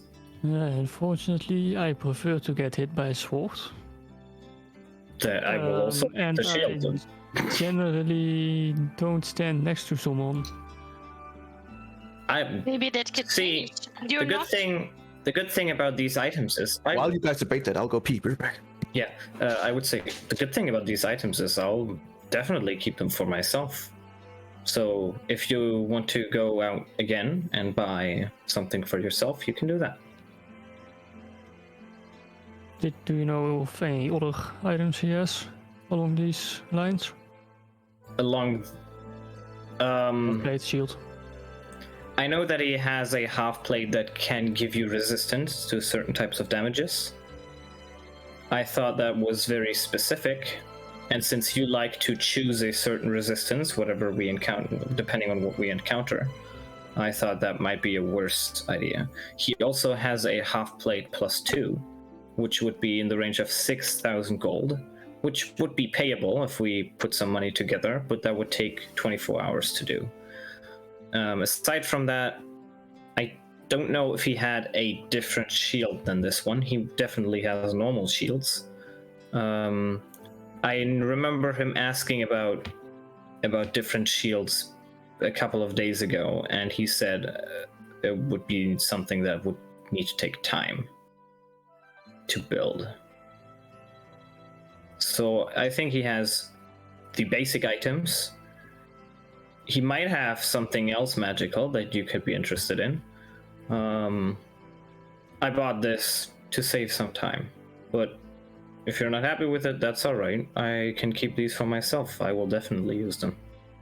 Well, I don't think the shields will be very useful for me.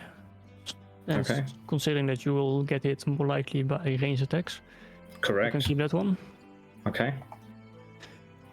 And I suppose for now I can keep the armor and take your shield. That works. And then I give you my shield and the armor. Yeah. Okay. Nico in the background being like, Lumi, Yeah. Lumi. You can literally see him saying that, Lumi. Little doggy.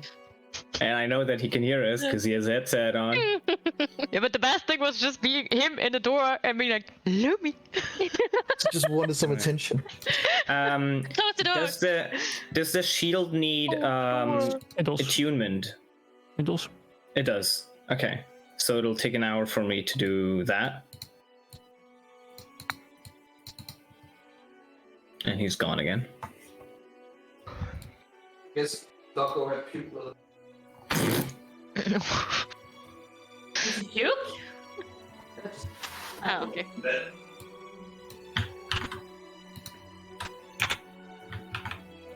So, what was your question? If the shield needs attunement. Yes, it does. All right. Then it takes me like an hour to do that, I guess. I mean, I wouldn't have attuned to it before Onyx came, so we'll figure that out when I have that time. We'll see. I just have it on me basically. And I will give Onyx my shield and the armor.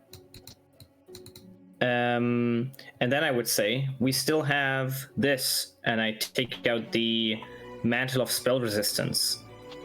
And I would say one of you should definitely wear this. If I have this shield, it can't be me.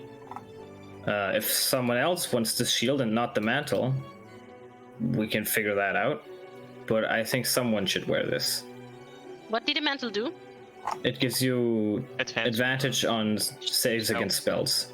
Saving throws against spells. Well, I don't have anything that I'm attuned to, so if no one else needs it, I could take it. There you go. I think that's also a smart choice, actually. Yeah. Well, yeah. There you go. Perfect. Good. I give her the mantle.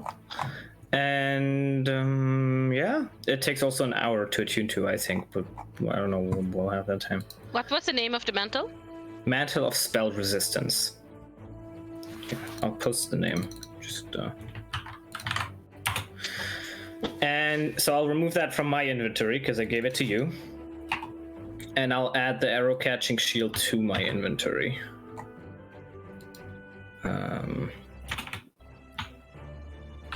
All right.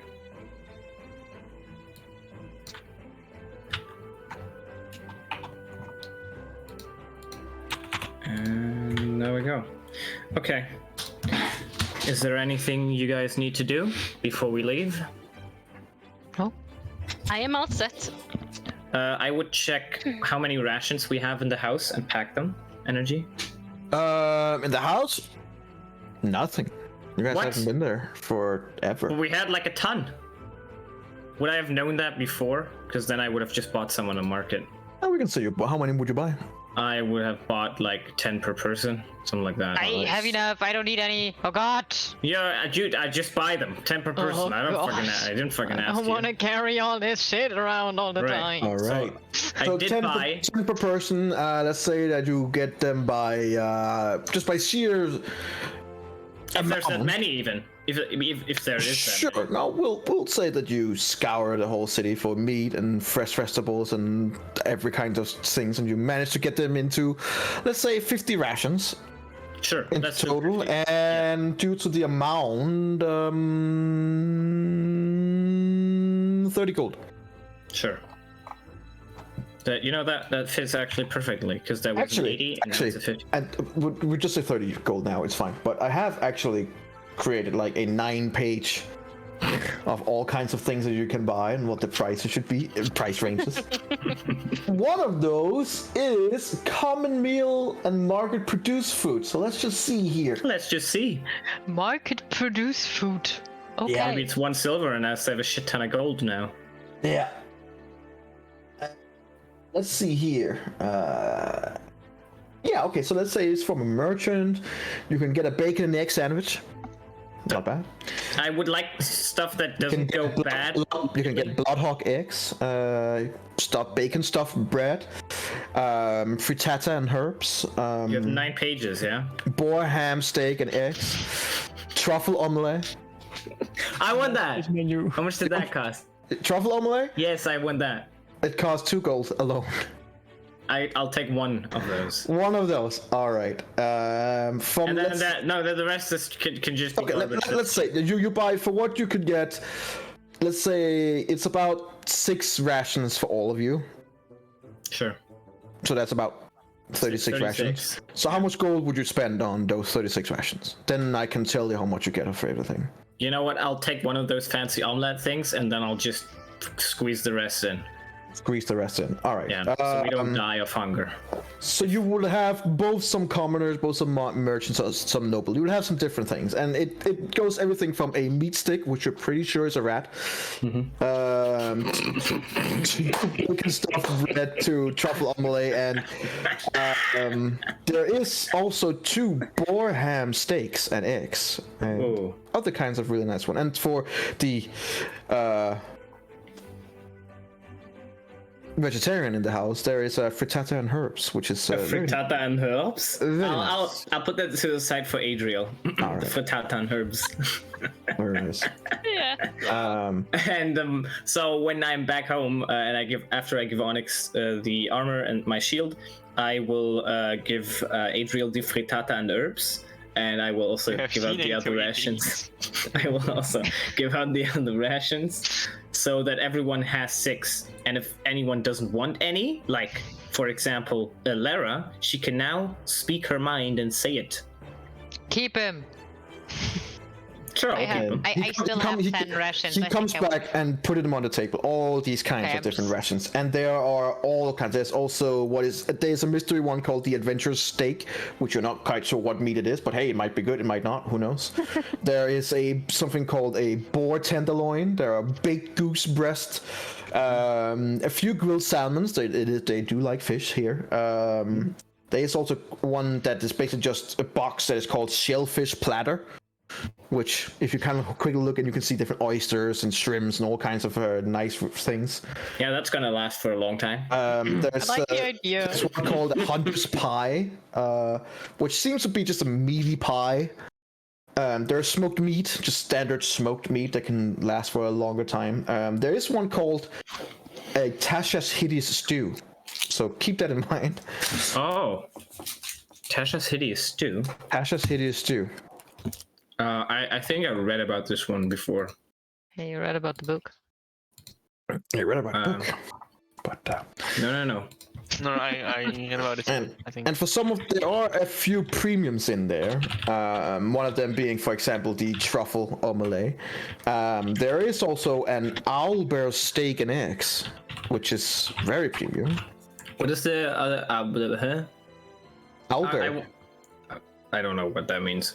That's a big fucking bird. Did you say owlberry? Like, Owlbear. Owlbear. And just a little owlbear. didn't we fight that thing or something? Maybe not. Don't think Never so. mind. Ignore what I said. Go on. I'm hungry now, so I have There are to some eat. other good stuff like a buffalo ribeye and all kinds of different stuff. Okay. Okay. Well, I hand out the rations to everyone. You know what? I'll keep the truffle omelette and the Tasha City stew because I bought it. I also wrote omelette completely wrong, as I just realized. So everyone gets 6 rations except Alara, who doesn't want any. So I'll take those 6. So I have 12. Alright. Yeah, and in them there's also things like, fruit tarts and seed cakes and all kinds of nice stuff packed in. Yeah. Proper good so- rations. Are we ready to go? I don't know.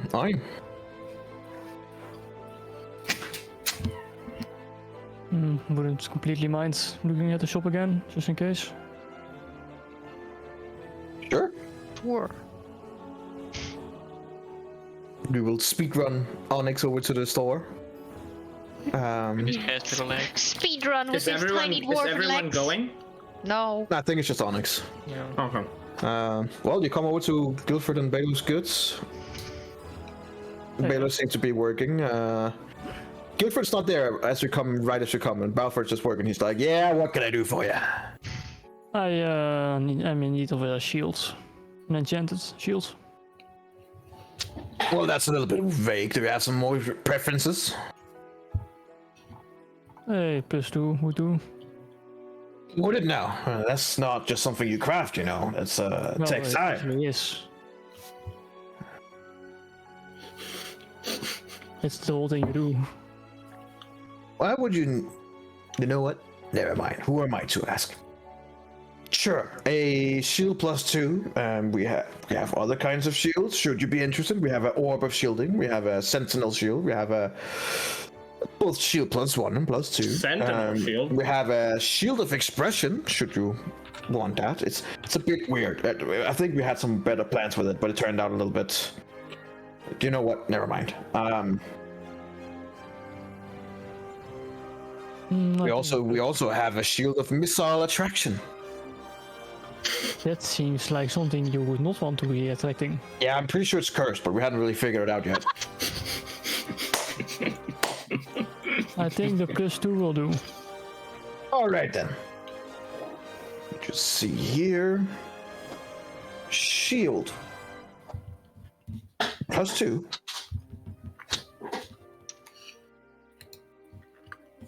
Let's see.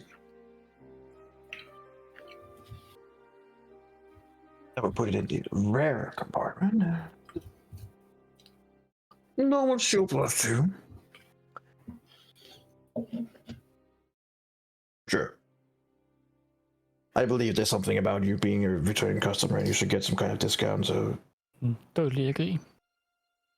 550 gold. How about 500 and I give you this skill mail?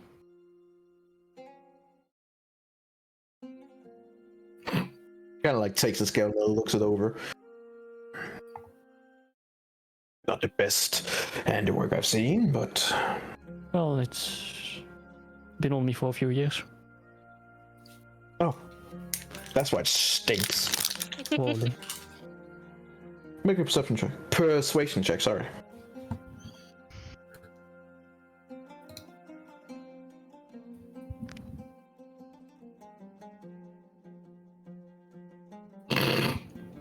Well... Look, no offense to your previous armor, but I can't really use this for anything. You know, for pity's sake, 545 gold for the shield. Sure. All right then. Man, you got 5 gold off, dude. Yeah, yeah. There you go. It is a shield +2, so you can just put in. It is, from what you can see, you might not have been wanting to use the one Eladio showed you, but it is much less adorned. Like, it is a normal, standard +2 shield. You can see the inscriptions inside the shield, which do, when you look at it from different sides, light up a little bit with magical flair. But it's very clear to see that the shield that Eladio showed you what was much more cared for and probably taking a shit ton of time to create. That fits because I care about fancy shit and Onyx really doesn't. There you go. That's when I describe what kind of armor does he want. Something that's efficient. I mean, yeah, sure. Checks out. Some regular half plate as well. What did you say, Onyx? Sorry? Do you have some regular half plate as well? The normal athlete? Yeah. Well, yeah, of course. And he kind of like looks under the table basically and comes up with, there you go. Just a normal half plate. How much? With what you just bought before?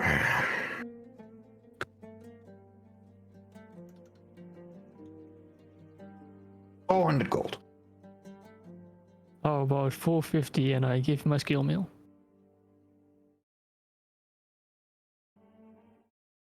Did you just say 400 and you said 450? Did you say 450? I thought you said 500. I said 400. That's only perception though. Wait, let Onyx make a perception check, just so maybe he did hear it wrong. 1d20. Just roll me a 1d20. Okay. So with a natural 20, with a natural 20, sure. You did hear it was a. He said 400, not 500. In that case, I would say 350 and I give him my skill mail. Right, now you can make a persuasion.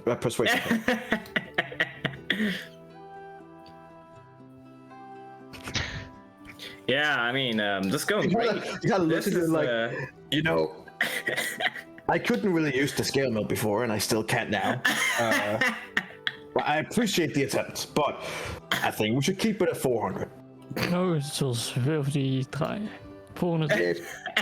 I agree, and he kind of hands it over and takes the money. That's funny.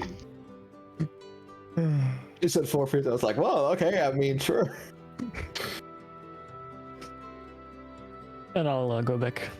to our house. All right. All right.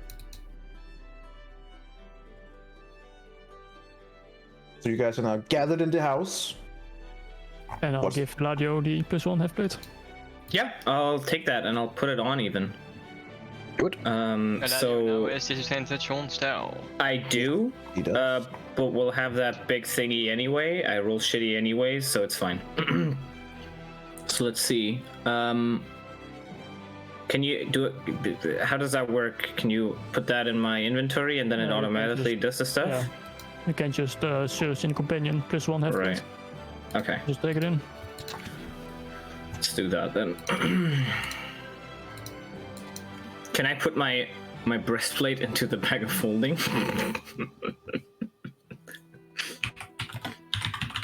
Sure. Yeah.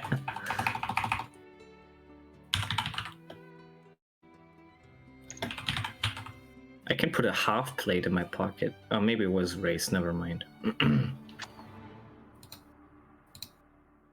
All right, are we going now?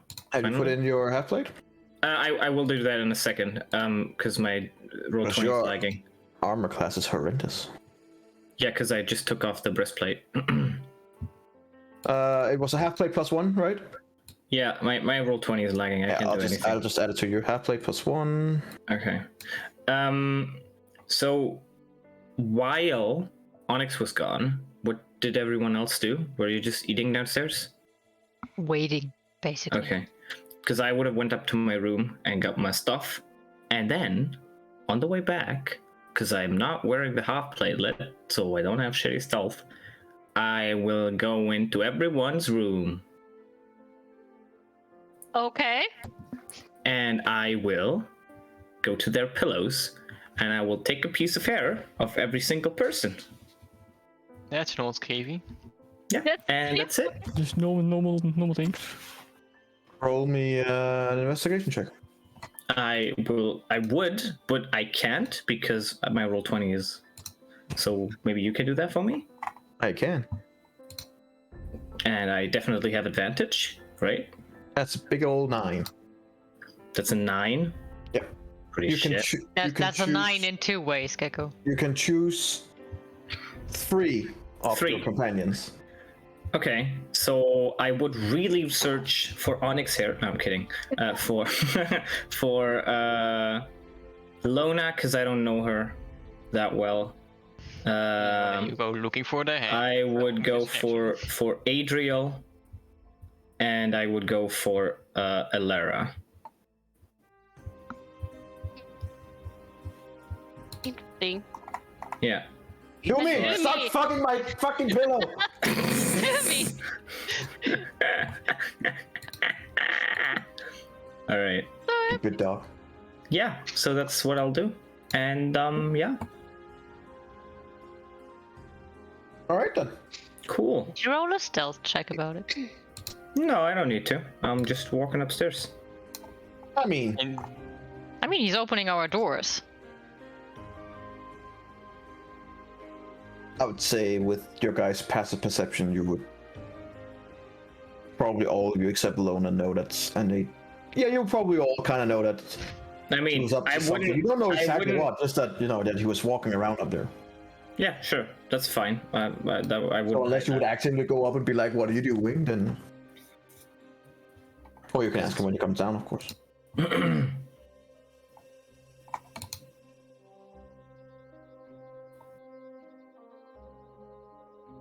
All right. So what's the plan, guys? We wait for Onyx to come back. As soon as he's back, we go.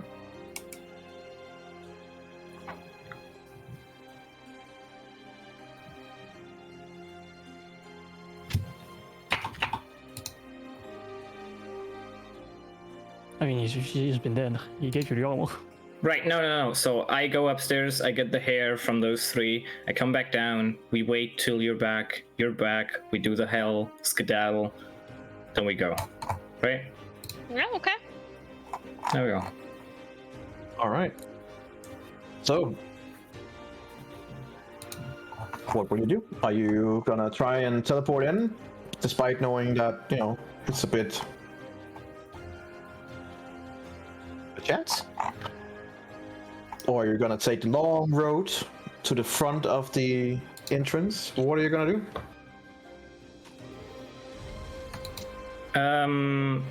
Well, we have the basic thing, right? The seed. Yeah, I mean, it's the.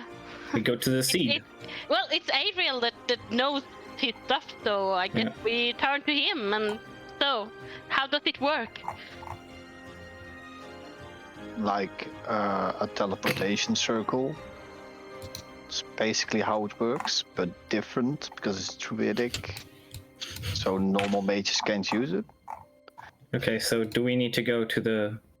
Yes, we do need to go Right. to the place and trample all the plants again. In that Yes. case, let's go. Fair enough. And we go. All right. How do people react to the Mr. Duragar who completely slaughtered the city about a month ago? Walking Well- through the city. This is their first chance of that. And as you guys are walking through the city, it is midday.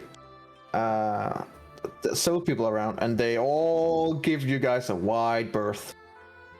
They know all of you except, the Duerguard, and they are giving a lot of stinky eyes, and there's a lot of comments in the background when you're walking past, and you swear that 2 of the guards were about to stop you guys, but then saw that he was with the rest of you and figured that they had other things to do.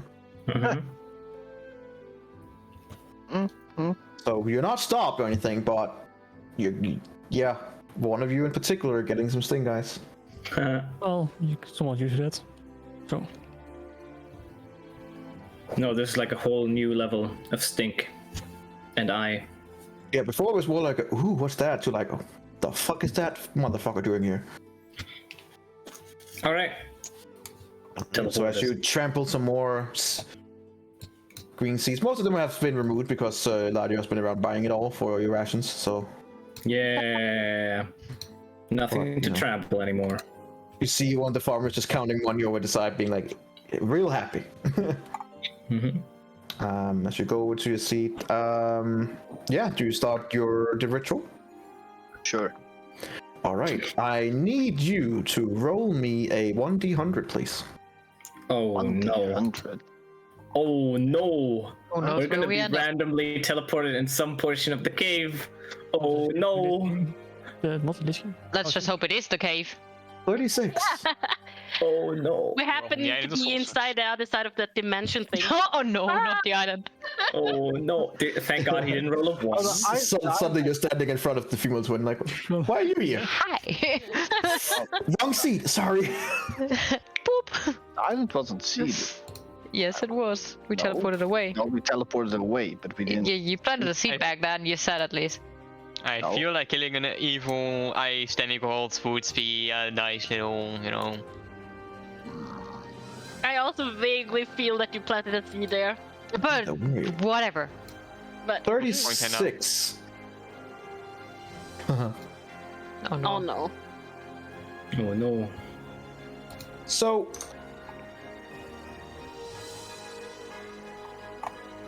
right, you begin doing the ritual, the seed blossoms up, and the gate is open. As you all run through, you are in the caves of hunger. You're not where you left off. You are somewhere different. Yeet is over, my dude. 36. 36 beholders are around you in a circle. And you're dead. This is the cave of the beholders. All right. So, I will hold you over to the other map. Okay.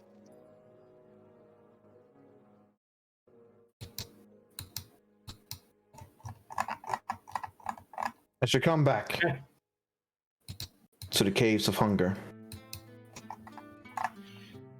We are gonna have a change of music here. Is there a fucking tree? There is. Multiple.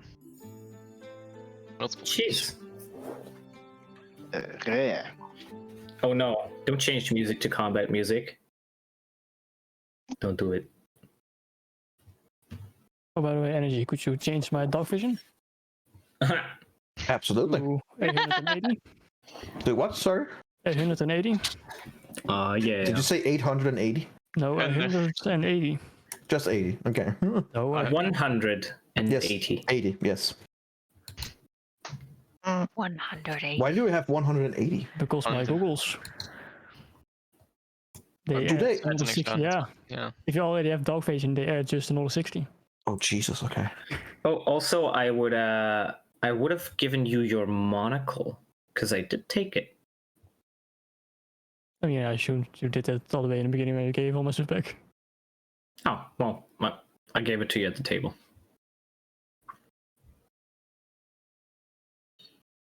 Give me your picture. I can draw a monocle on you guys. But please, in a very bad way, just with the Yeah, black, exactly. and I mean, like,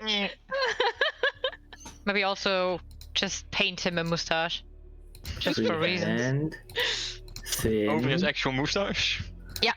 Just one more. Boom. We need to Right. objective magic paints, man. Nice. Just have a nice So- thing on that. As you go through your teleportation, you immediately see that you are not where you left off. You are somewhere else in the cave. God knows who and where. What you see here is a grove of frost-covered trees that fills this roughly 50-foot high cabin. The floor around you is a mixture of earth and ice. By some magic or miracle, the trees are alive. Their canopies thick with frosty leaves, their branches bearing purple pears that hangs like ornaments.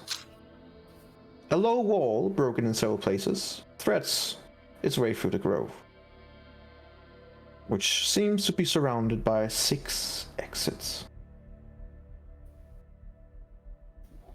Oh, so That's where we're going to take our break. Ooh. So when we come back, you'll be able to once again walk around in the caves of hunger. Yay. We have a beautiful. vampires. Until then.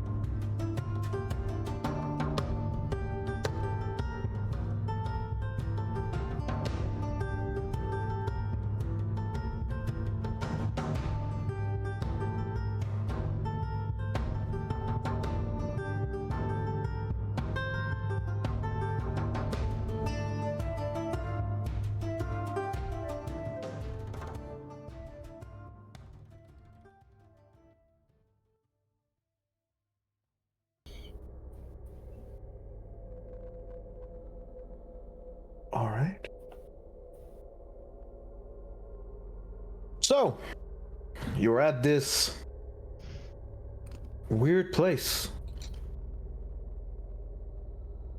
A grove of frost-covered trees.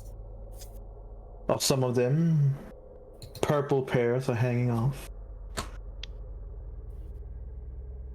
There seems to be 6 exits or so.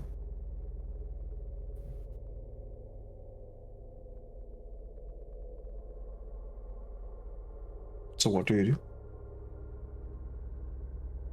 Turning over to Adriel. Adriel, that's not where we left. Where the hell are we? Nature has a wonderful way of showing you where you are. Well, it would be great if it would show us I where don't even the know what fuck that we are. is. No. But Alara, I don't know. The teleportation must have been altered. Do you think we are in the same cave system, though? I do believe so. Looks icy. Well, Yeah, in Yes. an Icewind Dale, there's most likely just one icy cave. I want to look at the eyes that's been, the special eyes. I'm looking for that. If I can see anything in the walls and stuff, because it was when I asked about how it looked, I got it described that it was some like enchanted kind of eye. Is that visible in this cave as well? Make me an investigation check. Oh dear. Oh dear. Investigation. Just the one. Ooh. Nice. It's hard to say. I mean, this is just, it's a cold area like every other place. There's a lot of ice. A lot of ice. Is it? I'm just investigating the trees then. Investigating the trees? Okay. Make me a perception check, please.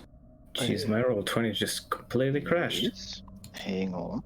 Get my perception. Again? No, but this time it says this Didn't it do website that before? crashed. 24. Okay. As we can looking over these trees, you get a faint magical feeling for some of them, almost like there's something here keeping them alive. As you're looking at the different trees, you see like a glimpse of a feminine form that is like flitting through the trees. Like a. Okay. Yeah. Sure. And you all begin hearing this warm laughter that kind of like hangs in the air around you. It doesn't seem menacing. So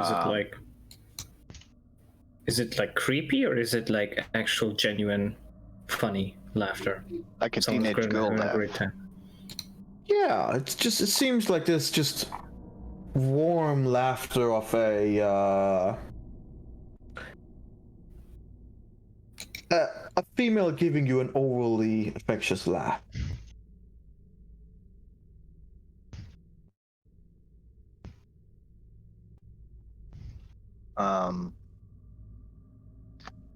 Let's see.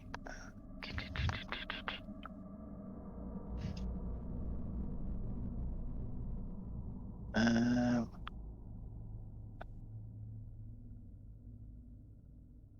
trying to touch the tree, trying to feel if there's anything that comes back through it. Okay. Touching the tree doesn't really do much, but as you guys begin still hearing this laughter and this weird form of communication, you all do. Everyone who can understand Elvish or Sylvan. If you cannot understand Elvish or Sylvan, you cannot understand this. I can understand this. Oh yeah. begin hearing this very feminine, and you can't even see her, but even just from her voice, you get this feeling of that it's a beautiful creature. As you just begin hearing, yes, it has been so long since I've had anyone to talk to. Please, stay here with me. Does anyone not understand this? Because I think Onyx might not. Right? Yeah, there you go. You just hear a voice, Onyx, that sounds pretty beautiful, but you have no idea what it's saying. Does Onyx speak? Onyx speaks Dwarvish now, right? He speaks Dwarvish and Undercommon. And Right. Common, of course. Okay. Interesting. Oh, who are you? I say in Elvish. Okay. She kind of like hides in between the trees, but shows enough of herself that some of you might recognize her as a dryad. Yep. I would translate things to Onyx, by the way. Okay. I don't have a name. But what's all of yours? Well, even if you don't have a name, you are someone, right? So I ask again, who are you? I am me, the keeper of these trees. I keep them alive, despite this place. That must be very difficult. Well, it is my task. Netherese magic has bound me here and keeps these trees alive. Are Guys, we in the Caves of Hunger? It is known by that name now. Yes. guys, I don't trust her. But I believe Well, we tried. if it should be fair, it should be question for question. You're not Where right or a fae. are you all from? From a place far away. That's not very specific. No, it's not. To be fair, She We've, turns her eyes away from you over towards Adriel. You are a child of nature. Where are you from? The Eldin Reaches are my home. Many of your kind live there as well. In Eberron. Yes. Right, you have satisfied my question. You can ask me one in return. Don't you want to go towards one of your to your other sisters? That's not my place. I am terribly lonely here, so yes, but the magic has bound me here. Wouldn't we help you to get out of this realm and then let you rejoice yourself to the Fae kind again? If possible, I suppose. Wouldn't you like that then to be stuck here? I believe it is my turn. Oh. Her eyes begin flaring over towards Alara and Rendril. Enough. It is impolite to walk around like that. When we're having a conversation.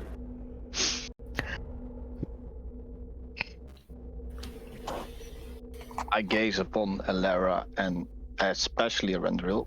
Rather, you know that it is not nice to do that in your face. You were taught better. Alara, I don't have Do you think anything I'm to say some to you. poets? They don't teach that shit. They teach us to. They teach you and general. They teach you that you have to be nice towards the Fae kind. You know that. The trees begin almost in their own ways to ruffle and move, and for lack of better word, it almost sounds like they are purring, but not in a way of a cat would, much more of a deep rumble that you can feel more than you can hear. Don't anger those around you. Pale one. Sure. If you're interested to know what is around you, you can just simply ask. All I ask in return is that I get to ask you a question too. I'm not that much into talking. Then, before something goes terribly wrong, go back to your companions.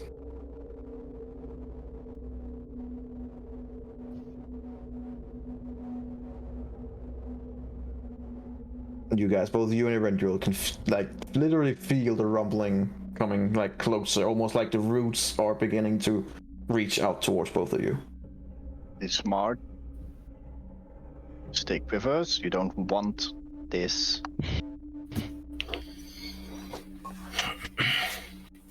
As soon as you begin going back to the others, the rumbling subsides into a nice silence and breeze again.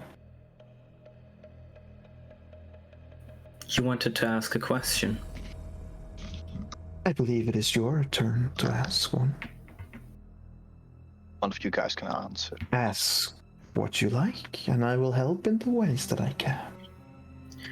We've been told that there's a lich hiding in these caves. That is false. At least not in the caves. At the city. Where's she hiding? That would be a second question. Answer me this. What are you? She looks at you, Eladio. Oh, just me.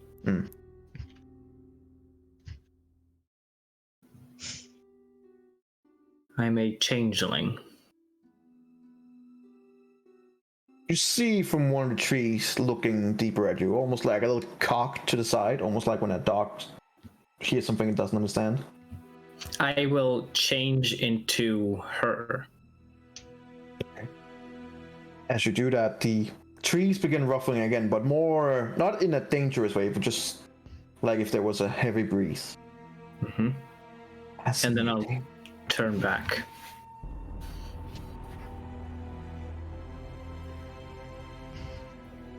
Right, so your question was? Where do we find this lich? In the city. The sunken city. It's not far. It is not far at all.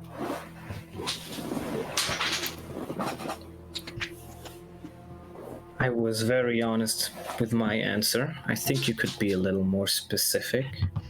We know that the lich is here, but we don't know which way to go.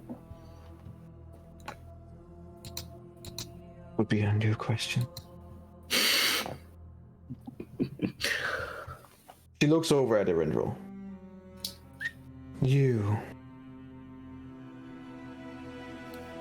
You have the features and traits of someone who would also be close to nature, yet act differently.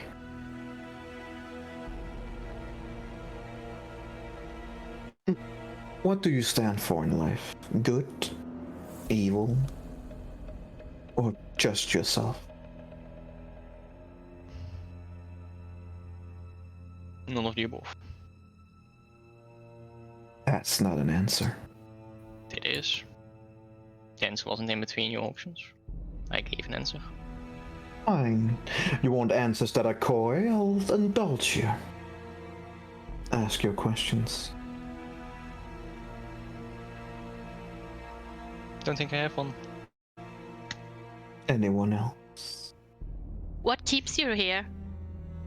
Magic. By who? Old. magic. Why are you here with them? Me? Yes. You are new. How would you know? Have my ways. No. I am here because I was asked to. Hmm. Very well. Ask your question.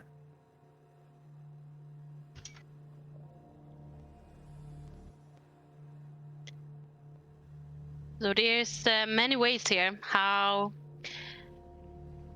or where should we go to reach the sunken city? Reach the sunken city. You would need to take one of the 6 exits. Well, my question was which one? I know, but... And she kind of like points over towards Surrendero. A coy answer will be met in kind. A direct answer will also be met in kind. You, and she points towards Onyx. Oh, she's gonna And get she detailed be- answers. Yes, because she does keep speaking in Elvish. I would translate them like every now and then, as I said, right? So So you hear from Iladio, from what she say, and she asks, I have not seen your kind with others. It is strange. Are you allied with these people here? Yeah.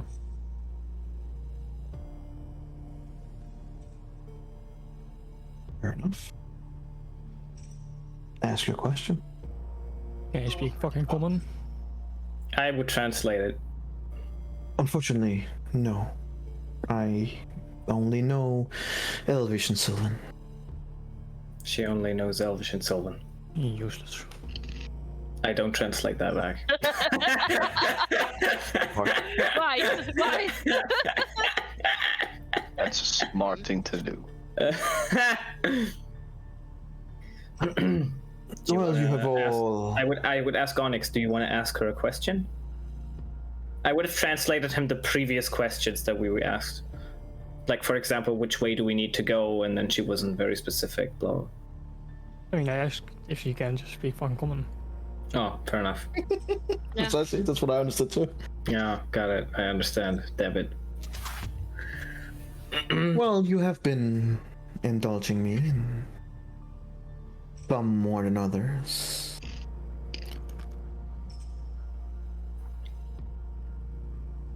Well, you got some straight answers. Maybe we can get one as well.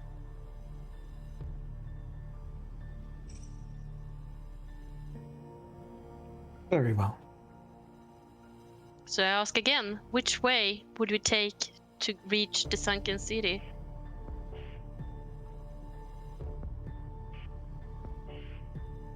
Unfortunately, In I a can't way. answer that. Oh, Some magic prohibits me. I can answer you in a different way. North, there is a dried out creature. An old creature, and almost like it's wrapped in cloth. Further north, there is a entity with many arms and a small piece of ice. Like a giant octopus? A rough estimate, but sure. To the northwest are the steamy waters.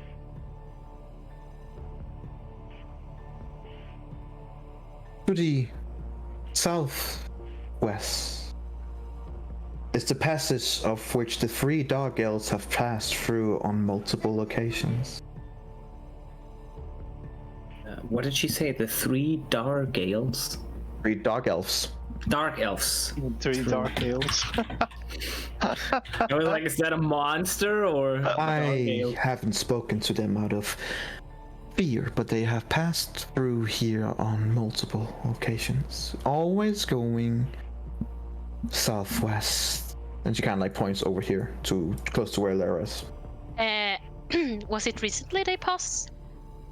Yes. Have you seen a white tiefling coming by here?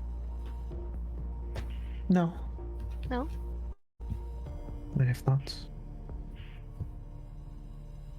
To the south, straight south, she points over here, is a small cabin. There are these strange one-eyed creatures that lurk and decay. They followed the dark elves up from below, but has stayed there since.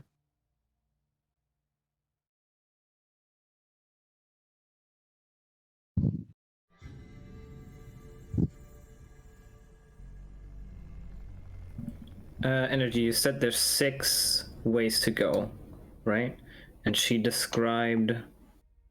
It's described the north, the northwest, the southwest, the south. Right. And So she has- described every single one except this one. Except those 2, both the one on the right This and one the and this on one. Yeah, those 2 has not been described. He had one Uh, north, and then it Is was there another one further here north. that I can't see right now? There's one up here, which is the one for north, Ah, and then there's one Here. here. Here. right. So, let me reiterate So, with everyone. so it was be first this would here, be and then north. there, and then there. I can't see it all because it's like sometimes it's in complete darkness, so I can't Can you see. see what if I do like this? Can you see this ping?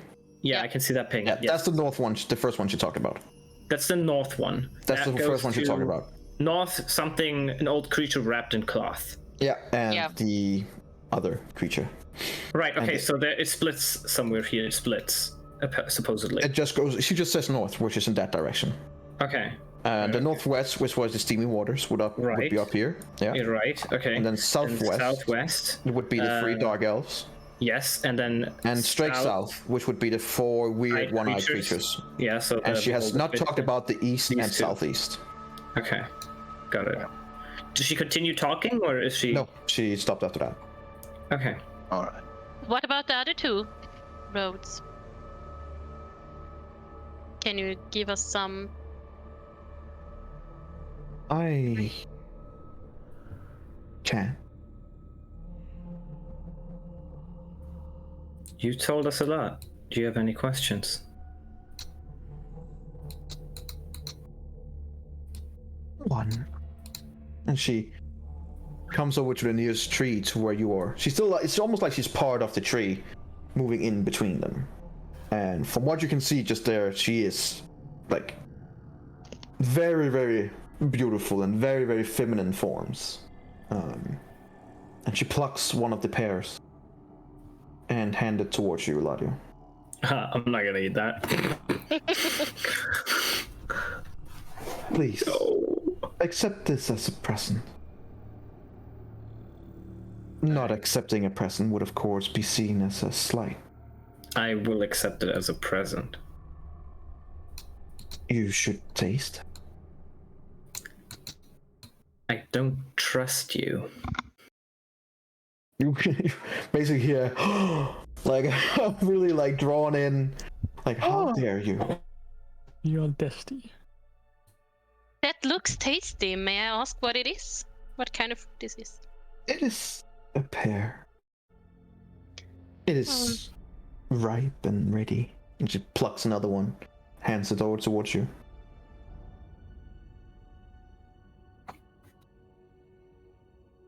Well, I take it and say, I never seen any pears like this before. There isn't any pears like that.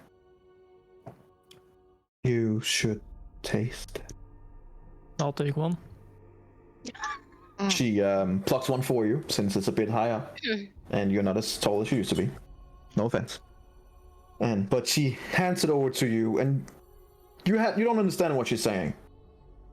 But when she's handing it to you, you see these almost impossibly large green, half dark green eyes. And as you look into them, she won't do you any harm. Any slight. Oh shit! I'm finally back. She won't do you anything at all. Roll me a charisma saving throw. Can you just repeat I want what an happened? inside check there. Look, I did not understand. Onyx took a that happened in the pear past minute 'cause here. My internet was gone. Onyx took one Right. and is eating it. Is it Okay, a charming so- effect? Sorry? Is it a charm effect? It is indeed. I have advantage on those now. Yes, you do. What did she say after? What did she say after? After I said, "Oh, that's a good save." After I said, "I don't trust you." She gasps. Yeah. Okay. How dare you? But then I tried to ask her, so what kind of pear is it? And it looks tasty. And she gave one to me as well. But she avoided my question. And then Onyx wanted to get a pear as well. So he was like, oh, I want to get one. And then she's handing one to Onyx as well. And then kind of tells him that it's not going to hurt him. And now he's fighting a charm effect. Right. I would insight check it when she It's a says fey. that. What do you guys expect? Well, I mean, of course, but I Yeah, can't. I also don't told expect her to. That's a good insight check. So, keep this in mind. She is doing this specifically to Onyx. And the effect seemed to be when he looked into her eyes. With the 17, Onyx, you feel some kind of manipulation inside you, but your newfound body, who is resistant to these kind of things, just casually, almost nonchalantly, just shake it off, almost like it was nothing. And her eyes goes from a very warm and pleading to a very, oh crap. If I'd done that, I would have just eaten it. She stopped speaking or doing any kind of effect and just reached out to you. When she said that it's not going to hurt him, I wanted to insight check that. Does that? In terms of it's not going to hurt him, it's not going to hurt him, from what you can tell. Okay, sure. With a natural 20, it seems that she is just lonely and trying to prolong this conversation as long as she can. I understand. But there does not seem to be any guile per se from offering the pair. But who knows? Onyx eats it, I assume. No, I would have if she didn't try to charm me, I said. Oh, okay, so you don't eat it And anymore. she reached it out to you anyway, to see if you will take it or not. My apologies. I'll eat it. Alright, okay. Alright. Said that she was useless because she couldn't speak common. God damn it. Right. Alright. Already Onyx back, eating some pears. I'm just And Onyx is dead. It reminds me of Sokka so much sometimes. Oh man. So, Onyx, roll me a 1d20, please. Straight 1d20.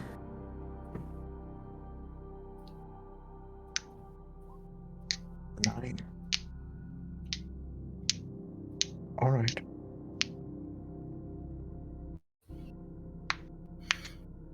Onyx, as you were eating the pear, first of all, it tastes really fucking good. Like, it is delicious. By all accounts, it is juicy and just really, really fucking good. Furthermore, you get this weird feeling of being able to do something that you normally would be able to. You are allowed once to be able to cast the sending spell without any action or components required. Very nice. But once it's used, it's gone.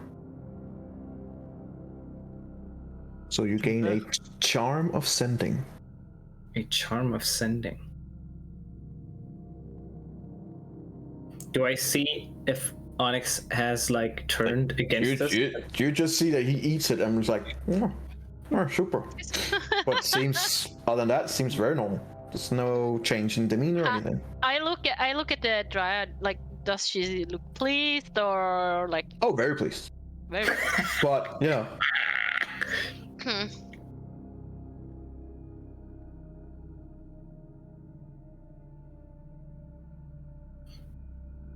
Interesting. So I know. So when you said she wants to prolong this as much as possible, now, when you did you mean it could be in a way that these pairs might have a magical effect that forces us to stay longer, or did you mean it in a way that she offers these so we can stay longer? So was there something evilish intentish behind it, maybe, or like? I mean, who knows these days? But well, that's why I'm in dead. She seems to be. From what you can gather from what she said before, she's been here for an untold amount of years. Lonely, and finally has someone to talk to, and it seems like she just wants that to be prolonged however possible through long enough time. But you don't know much about Dryads, not your forte, would be much more Adriel. But they are usually just considered neutral. They're not considered evil or anything. They're just considered neutral and doing what is best for them. I'd ask Adriel in common what he knows about Dryads, if they're trustworthy. They're all the Dryads that I've known from the Elden Reaches, but are trustworthy and were guardians of groves. Normally they don't really do anything harmful or enchant people. They just want to protect either their grove, or they want to, in the case of that they find somebody friendly, they entice them to do a conversation like you guys have had with her, with them. Any harm or trying to be rude to a Fae can harm in that they will act out. So be careful not to do anything that I wouldn't do to our Fae. I wouldn't. Because if those trees that we're standing in, those can become our enemies quite fast if we're not careful. Would you eat these fruits? Yeah. I mean, it tastes great. 100%. She offers it to all of you except Ilera and Erendriel. I'm standing way in the back. She can't offer me anything. I mean, you and guys she are does. so- I will gladly accept it. All right. Anyone who eats a pear, roll me 1d20. All right. Interesting. I will roll 1d20. What does that mean? Come on. Come on. Give me the fun stuff. Give me the fun stuff 51. Give me the fun stuff 51, please. You get a single bean. Charm me. Conjure animals. So, with a 1, you get the charm of Druidcraft. Oh. So you Right, I are didn't now have able to that. cast the Druidcraft cantrip as an action, no components required. It can be used 3 times, and then the charm vanishes. Nice, Ooh. thank you. I need a Druidcraft, actually. Ilario, with an 11, you also, like Onyx, gets the charm of sending. Charm of sending. This allows you to cast a sending spell as an action, no components required. Once used, this charm vanishes. With a 15, Loner, you get the charm of lightning bolt.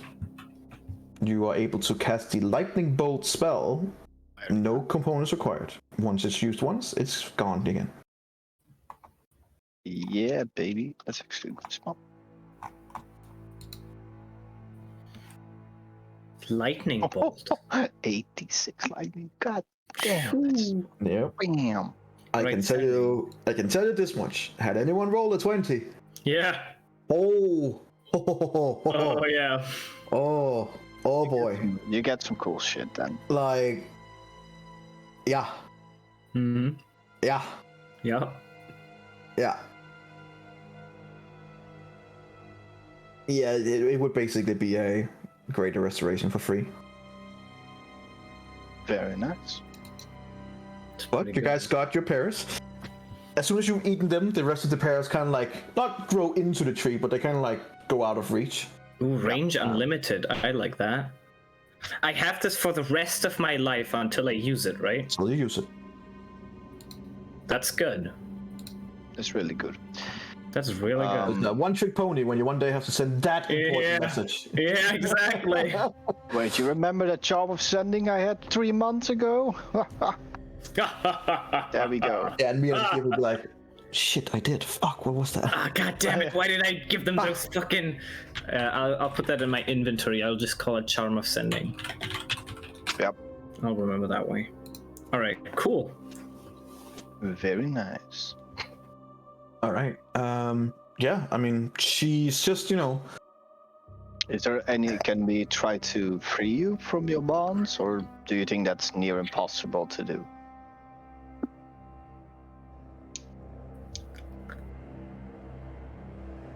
Well, I think everything is possible. However difficult, indeed.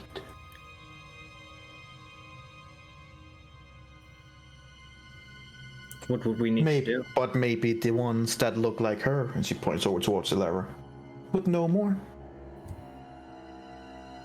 They came from there, after all. The city. When she says there, does she like point into a specific direction, like this one or this one? This one. No, she does not. No, she points us where they went, but I think he asked is where they were from, and no, she does not. Well, sadly, Alara is luckily, Alara is a special drow, so she would not know certain things like that. Does she not know, huh? No. You know. You get a nervous laughter from her that says more like, yeah, sure, than and not just a polite, yeah, okay, sure, whatever. A bunch of racists, even to. So you don't know how to. Oh, I mean, because she's really proving that she's not like a typical drow right now. No offense. No offense. Sure. And she's just standing at the wall like, Yeah. whatever, you fucking care, talking to a tree. I'd ask her. I get it. Yeah, go for it. So you don't know what keeps binding you here, or how to undo it. Takes her a while to answer, but when she does, she says that there is a powerful archwizard who watches over Ithrin. He has lost not only his mind, but most of his body as well. All that remains of him is a floating human skull.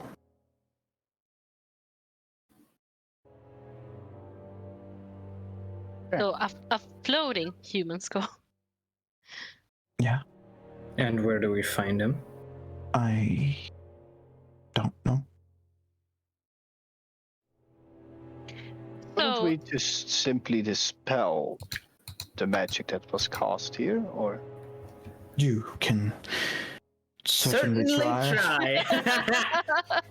You know what?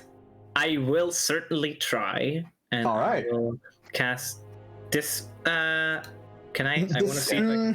I want to see if I can boost myself with anything. But Sure, if I give sure. myself guidance, it doesn't work if I cast. a spell. Unfortunately not, no. Yeah. It doesn't. Let me see, because I can't give myself a body. I would ask Adriel if he can Yeah. cast the spell magic.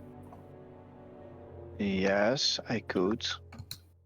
So whatever Your this Mandarin, is, your Mandarin can do it for free, right? yes, but I think it's worth a shot. do you have bless? Blast. Oh wait, No. Lona, you're able to cast Bless. guidance, are you not? I am. That should help me focus. Well, I give you guidance.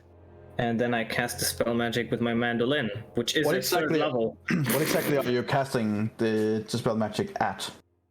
It's a 3rd level automatically, so I have to roll. Yeah, but what would you cast it on? Maybe we should find out the source of what All right, finding her. sure. I would ask her: Might Is be there smarter. is there anything particularly that I should target? Let me see.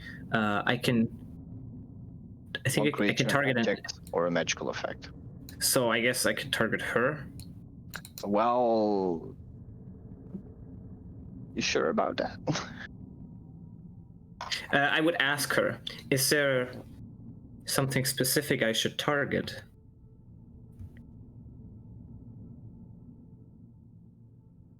She doesn't really answer.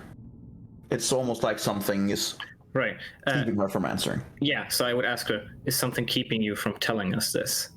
Once again, no answer, but more of a feeling of a confirmation. I wanna use mind link.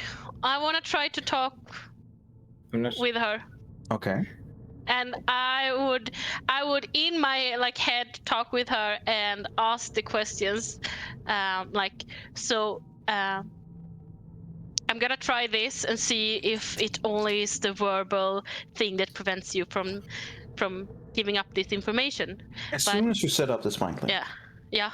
with her, and you more or less hearing her thoughts, you immediately begin hearing both her thoughts, and then someone else's, and then another one, and another one, and another one, and another one, until you hear all kinds of middling voices that almost shout at each other for trying to be the one who's the dominant one. Right now, it seems to be her. And as you begin poking in there, it's almost like if you're in a forest and suddenly all the eyes of the animals in the forest just begin staring at you. Mm-hmm. That's not creepy at all. Not creepy at all. And you hear from her, like, you shouldn't be here. Be here, be here, be here. Then you hear a much more male voice going, get out. And her again going, no, she has every right. And then another one, much more younger, almost childish, going, I don't want to be here. And then a much older, almost prime evil voice going, consume. And these just begin fighting with each other. And you, through all this, as much as you're trying to focus, make me a Constitution saving throw. Uh-oh. She has a mantle. Is this a spell? Something-ish? Is it psychic? I'm also resistant against psychic if there's any psychic going on. You are with your running, so with advantage. With advantage, Constitution saving throw? Yep. There you go. You feel that all of these voices begin trying to, via the link, charge into your mind. But being very skilled in what you do, it just immediately blocks all of them. And what it does affect is that while they momentarily stunned, there's just one voice, hers, looking at you.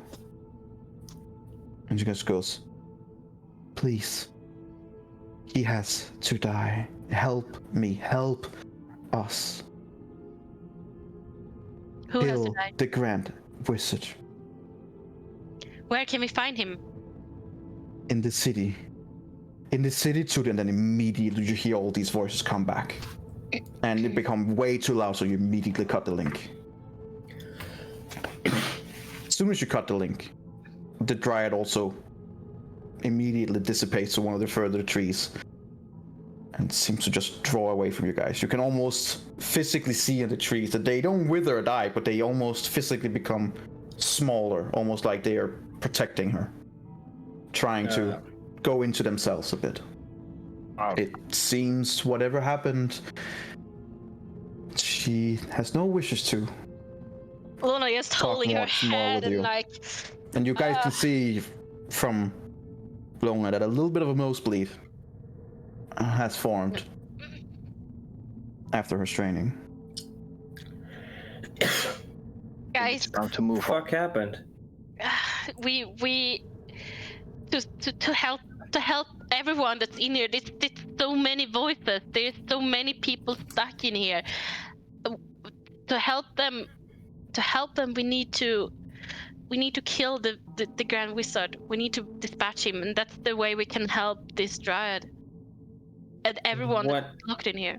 What Grand Wizard? What with wizard? It was the wizard that was originally the leader of the civilization of Eberron. That's now a floating skull, and we have to. If I hear Lona correctly, we have to kill him. Yes. Okay, so kill the lich, kill the wizard. Anything else? How about the 3 elves or the fucking? It's probably a mummy that's up there. Well, let's at least go. Yeah, sorry. Like what I could gather of it is like the 2 ways that she didn't mention is the ways that, like, the pathways that she's probably protecting due to her magic not be able to tell us what it is. That's my guess, and that's why I think we should look through them. Well, let's say like this. Up here, and I would point to the north exit. There's this giant octopus, so apparently we're further south. We did know that there's an... Call him Dern, please. Could you stop calling him an octopus? So there's... Dern? We wrote that down. Dern? Fine with That's me. his name. Better than giant octopus. There's the giant Dern up there. And apparently there's also a powerful thing wrapped in cloth, which sounds like a mummy to me, but I don't know. Aren't you so eager to meet a mummy? Then, well, I would plant a bean to meet a mummy, but apparently we could get back Onyx without planting a bean, so I think we're fine. So then this way here, and I would point that way, there's the steamy waters, and Onyx, didn't you, like, go around with that eye? Wait, did Onyx tell us anything Onyx about didn't that? He did not tell you about his adventure with the eye. Did he even mention what he did there for an hour? No. Okay. Well, okay, so there's steamy waters down here, so I guess if you're feeling cold, you can just, like it's a hot tub maybe. And then what were you gonna say? Didn't he very briefly tell Velin what he saw? Yeah, but Velin didn't mention it to us. Velin didn't say But that doesn't have any effect on you, guys. Velin's calm. Yeah. Yeah, but I mean No. about that area that he was Not, but we don't know. not in a way that would give you guys any information, unfortunately. Okay. Yep. wasn't he there? It was more as No. in, no, because it was more like when she was alone with him, she kind of like probed a little bit, and he Okay. gave her a bite, basically like, yeah, I saw this, like a very nonchalant, Okay. typical Onyx fashion. Then Yeah. this way, there's 3 dark elves, and I have absolutely no clue who those are. And Well, then some kind of drow that are doing some business here, as they always do. Lara, don't you want to kill those guys? I would love to, but I think we have different issues that we should maybe put our priority up to. And then this one is basically the one where we just just lock it off, just put some big boulder in front of it, just make sure that nothing that went in there ever goes out, because I think that's the beholder. Or as she said, She specifically said 4 small entities with 1 eye. Yeah. So it didn't sound like a big entity with eyes. It sounded like smaller individual ones with 1 big eye each. So let's not go that way So then. baby cyclopses. Could Who knows these be it. Now, Specify there were 4 there. Yeah. Yeah. multiple. Oh, I don't know if it was 4. I remember. Yeah, multiple. 4. Or Yeah. Okay. And as you said, Lona, she did not specify these 2 ways. So it could be that in either of these 2 is the ancient city, or maybe both, actually, just different ways to enter the city, which would be my guess. Shall we then try to at least move in those directions then? That's the question now. Do we want to get to the city immediately? We don't want to linger here too We don't long. want to linger. We already met too much resistance in the beginning, and we almost died for it. and some of us did die for it. I just want to go to that city. Kill the wizard and bury the whole thing. Or do you down. all want to have a new body made by me? No, I was more thinking maybe I'm just taking gonna say care that of. could make things very interesting, but hey, I'm not there. I was more thinking maybe taking care of those elves. You know. We will take care of them in the city, or they will be dead by the city. Oh, That's God. just. They told us they've been through here several times, so they may know the ways through here. Even if they and do they know the haven't. way. And I asked if they've been here recently, and she said no to that. So No, she said yes to that. When you asked if they've been through recently, she said yes. Oh, okay. Yes. Yeah. So they're Okay. definitely either inside the city or they're now somewhere else. No, they went this way. Yeah, This is that where they- way he's pointing Yes. now. And she that's- cannot tell us where the ancient city is. So everything that she told us is not going to be the way of the ancient city. That's my guess. Like, okay, maybe there's the way of the ancient city, and that's also where they went. That could be the case. So I At guess least that have could to be the case. decide a position. So if you don't want to go from the named ones, which I think you have a correct point, let's go in one of the two directions that are still left. So you don't want to go after the No. elves? No, I don't want to go after the elves. Understand. I want to have Not the giant Durin, No, and not the also Durin, not the steamy waters. No. They could Because be do very you know what fell relaxing. instead? You She heard said about those there's ice big worms. creatures? Yeah, there's big worms that come out of the ice, grab somebody and throw them in the lair. Did you guys get that information about the Yeah. Yes, Yep, we did she that said at the She beginning. said that when you just entered. Yeah. Yeah, we know that. Okay. So I would rather just go in one of those two directions. Which Right. one it is, I don't mind. What about the Make a decision mummy? which one? What about the mummy though? The mummy is not important, and it could even be that it is the Tekeli that they are talking about, which is the hyena vampire. For those I that didn't see any claws on him the last time he bit me. maybe he has some loincloth. I don't know. Come on, at least Okay. let's pick a. So, True, does then everyone just want to go to one of these two? It's just fucking rude. What do you guys think? Do you want to go to one of these two here? Yes. And I will ask the others too. Sure. I feel that The one. Which one? Who wants to go in the above one? Who I'm wants still to go waiting in for the- Lara and Arendriel to answer. Just if Just they have looking another at idea. you like, just fucking decide already. All right, so she doesn't care. Arendriel. Pretty much the same. Okay. Well, let's flip coin, I would say, and I'll roll a Lona 1d2. starts walking. I already flipped a coin. And 1 means above, 2 means below. As above, so below. Let's go As below. above, so below. Let's go. Let's And I go, would teammates. Let's go. Carefully walk past these trees. I mean, Try to not destroy them. Yes. And then I would burn them and run away. No, I won't. That's what. Lara, Mm-hmm. make me a perception check. Uh-oh. Out of nowhere, the vampire comes and bites. Specifically you. 18. Okay. You would get a quick glimpse of one of the creatures in that little cave there. That's Ooh. nice because I actually looked down there when I passed. And? I don't know. Baby Cyclopses? She should be able to see it now, unless she has to go a step back, maybe. She walks even faster. No, she can see it. Ew. Well, I Let's just go. realized I would have seen it.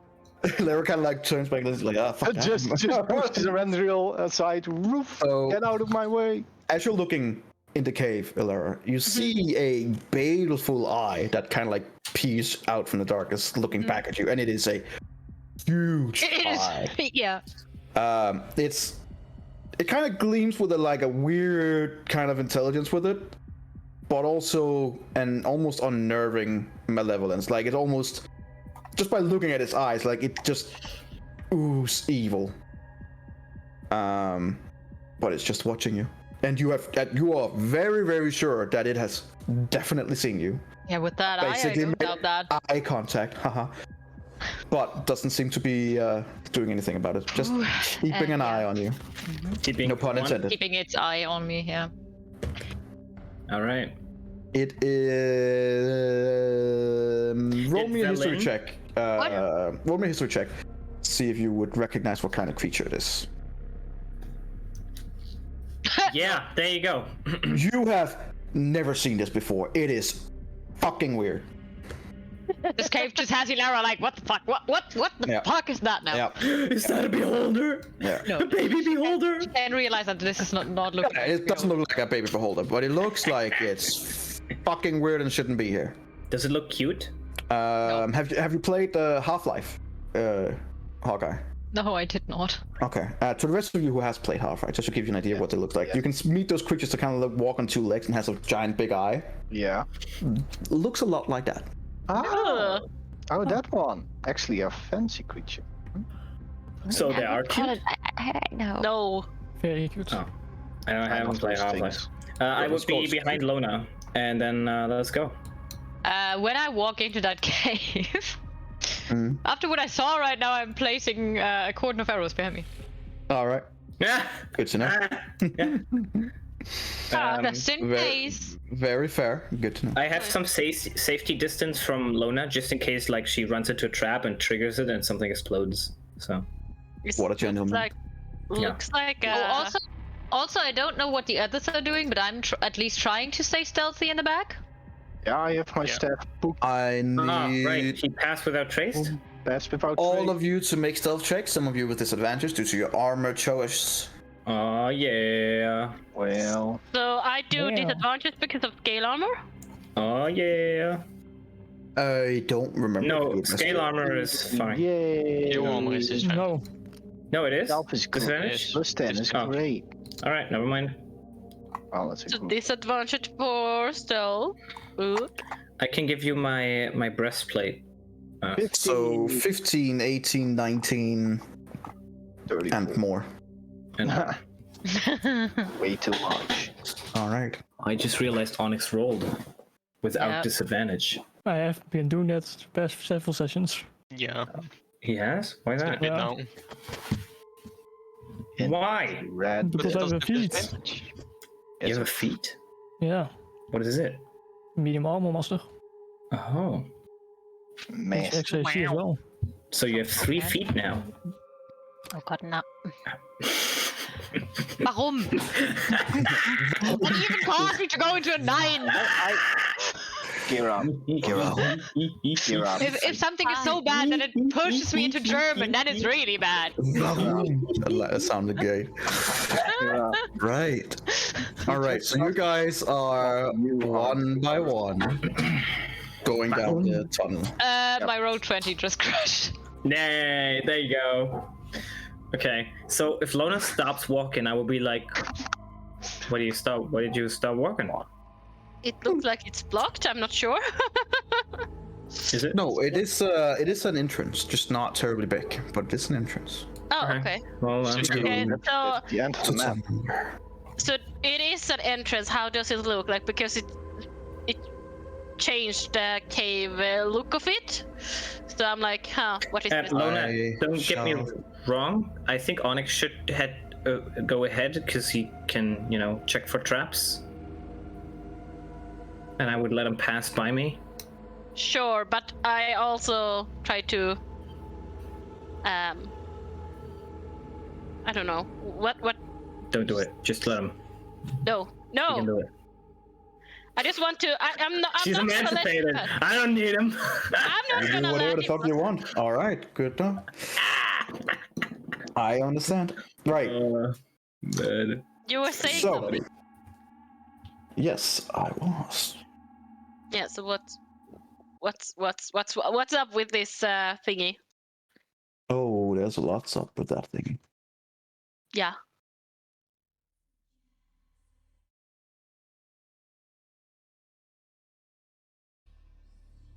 Now I just need this volume to match.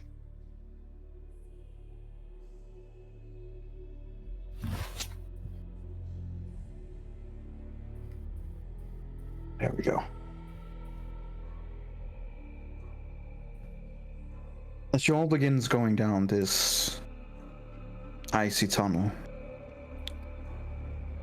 some of you, in this case it would probably be Eredril and Elara, see that there are some footprints in the ice, both back and forth. Some fresh, some not so fresh. Some humanoid, normal feet, some definitely not humanoid. And some doesn't even resemble feet at all, more like a bunch of tethers or tentacles just draped after them. Baby Dern? Mind flares. Oh, right, that also works. As you guys push through as stealthily as you can, aided by the staff, you see this tunnel that opens up into a vast grotto that is enclosed by gleaming ice. Consigned here to this frozen spectrum is a fantastic city right before you all. Sculpted by ancient magic and illuminated in a haunting green purple light that does not shed any warmth at all. The city is slightly tilted. Its spire is leaning away from you, as almost like it's recoiling from your presence. You all stand atop of a causeway of frost-covered ice that stretches toward the city like a dead frozen tongue of some hideous behemoth. I'll take you to the Necropolis map now. Ooh. Acropolis. So to make this easier, I'm just gonna gather you all up and press Ctrl-C, Ctrl-V because that's easier. Do it. So, Do it right now. You can't catch me. and Get over here! get over here. What about Onyx's dog? Is he there? No. He's not. Onyx dog is forever. Not really. He can create He him, but- died with him. Yeah, man, he died in a fucking hero moment. I was so sad. Yeah. Okay. Right. I'm gonna get some water. Hurry up, because you don't want to miss this. Or maybe you do. I don't know. I got some water. Right. So as you guys come in, I am gonna limit your dark vision a little bit, just so What? some of you Excuse me? might see it a little bit differently. Because Wait, that's illegal. from a map point of view, well, with the light there, but let's see what you guys can see. Either way, welcome all of you to the Necropolis of Ithrin. Oh. So about the dark vision, I can see everything? Yeah, right now you're gonna see everything. I can okay. see everything. Just so you can Yeah. Very get it in. Right, okay. Wow. Damn, that looks fucking awesome. How far we have fallen. As you see, the characters are made a little bit smaller, just to give some of the scope here. Right. I mean, we would actually be much smaller, right? Because I think this is a building, and it looks like not even doors, but like giant entryways. People were So- smaller back in the day. From where you guys are, because the city is seemingly magically lit, you can see just about all of it from this vantage point that you have. Wow. Most of the city buildings are swathed in ice and ruined pretty much by time. Many of the districts, as you can see, are basically polarized, probably from when the city fell.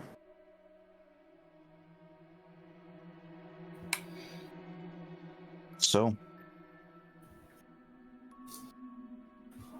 welcome to the sunken city below. How far can we see?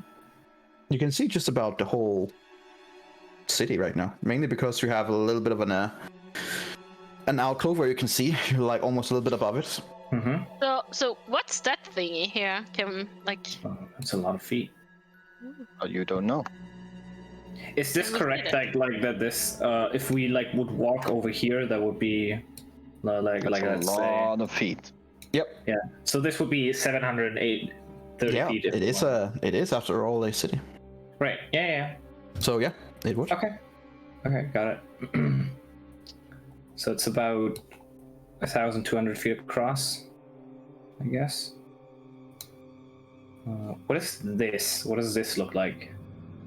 From where you guys are, I mean, you are pretty far away. You can just see that there's something over there. Make me a perception check. Why not? Everyone? I mean, I'm looking at it. More specifically, because like I am it's- not looking at it. as you begin looking at it, like you hear something rumble, and you look up, and you immediately get some snow in your eye, and like fuck. At least it's not the vampire. You have no idea what it is. Nope, no clue. I'd be like, what the hell is that over there? And I would point at it. You guys just like I don't know, far away. So I couldn't see that either then. The ball in there. Yeah. It would be to consider how much you would be able to look for it. No, you wouldn't be able to see. You would just be able to see the center of it, Okay. but not enough to really give you any kind of information. So do we see any movement or life in this city? Or dead life, or whatever you call it? Sure. All of you except Love, you'll make me a perception check.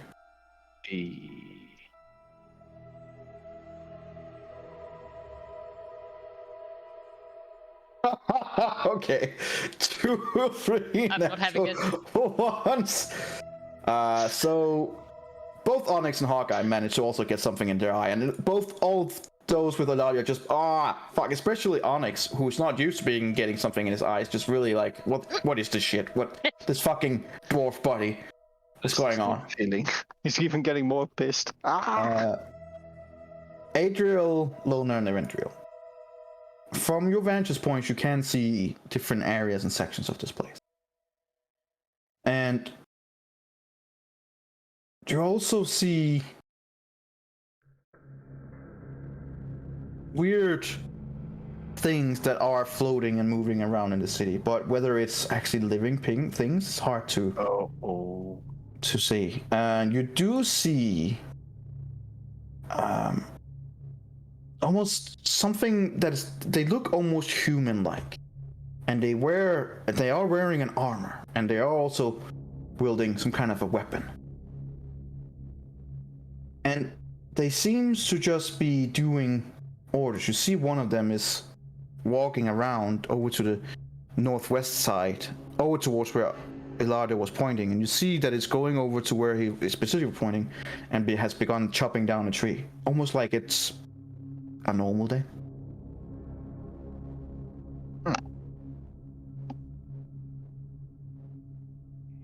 I You guys also see, Huh. from what you can gather, it seems like almost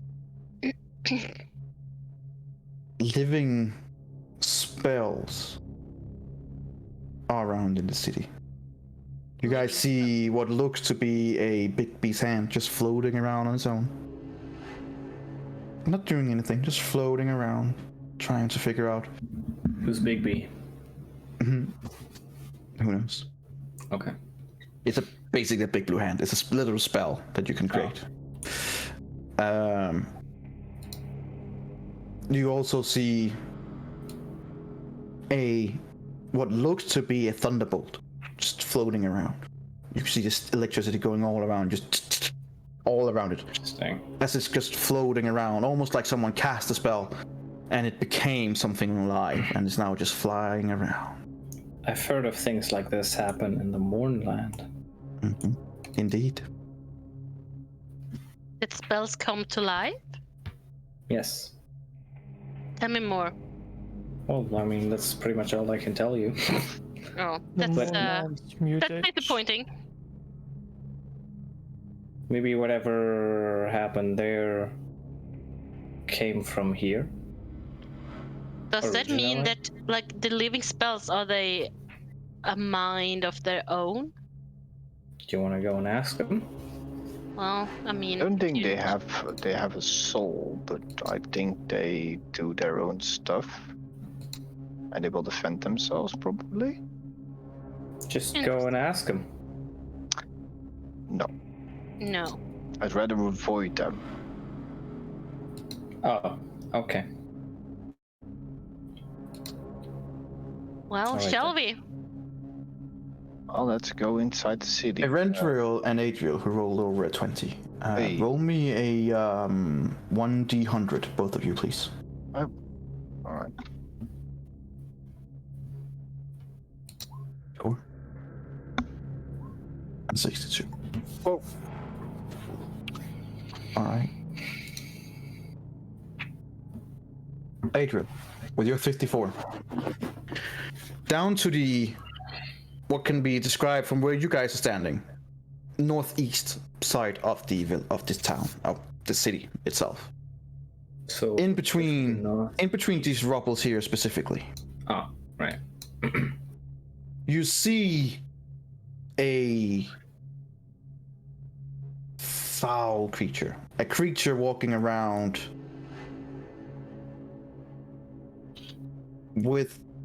does walk around with weapon in hand. It looks almost completely purple-ish in its skin. But with your high perception looking at it, what seems even more scary at this side is that it is faceless. It doesn't have a face at all. But it does have 2 arms and 2 legs and walking around. And as you keep staring at it, with your high perception, as you really try to lock in on it, you see as it's turning around that it has a huge mouth in its stomach. Its whole stomach is just basically one big giant mouth that seems to just be snapping all the time, trying to find something to eat. Well, we got rations. We can share. Erendru with a 62. You see a couple of things. To the northwest, not as far as the trees that Ilario tried to perceive, a little bit closer. So, like in this area, you mean? Precisely, yeah. You see this. You see one of the walls there, almost standing by itself, and you swear as you keep looking that the wall is moving. And as you keep looking at this moving wall, you see a mouth agape in the wall, a tongue sticking out, and going in backside the wall again. From what you have been told before, this could look like something attuned a little bit to like a spitting mimic. Ew. Okay.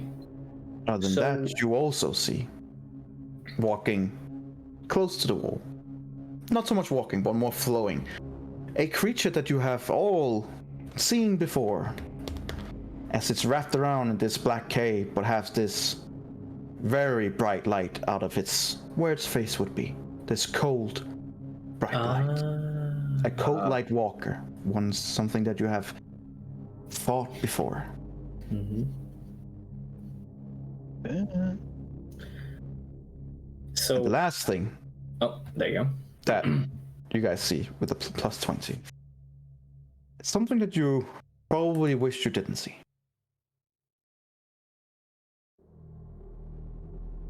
Further towards the center,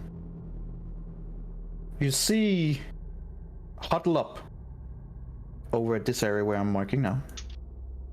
Right here at the foot of this tower. You see about 4 humanoids. And as you kind of like, Adriel is to kind of like poke your brother once to try and look in that direction as you both focus. They do very much resemble the Knights of the Black Sword cult. The allies of a certain tiefling. Oh, we're too late, boys. Oh no. They seem to be present in the city. You do not see the tiefling. You just see those that most definitely resembles the Black Sword Cult. Have they seen us? No, you guys are well hidden and from a staging point where you can definitely see down on them, and you gather that the chances of any one of them spotting you is extremely low. Okay. So as they see all of that, Eladio is gonna be like, so what's going on? Not much good. A lot of enemies. Saw weird ass aberration type of creature. Okay. No face. Middle parts has a big mouth in it. And it's walking around near. I'll mark it. It's around here, this area. I saw it.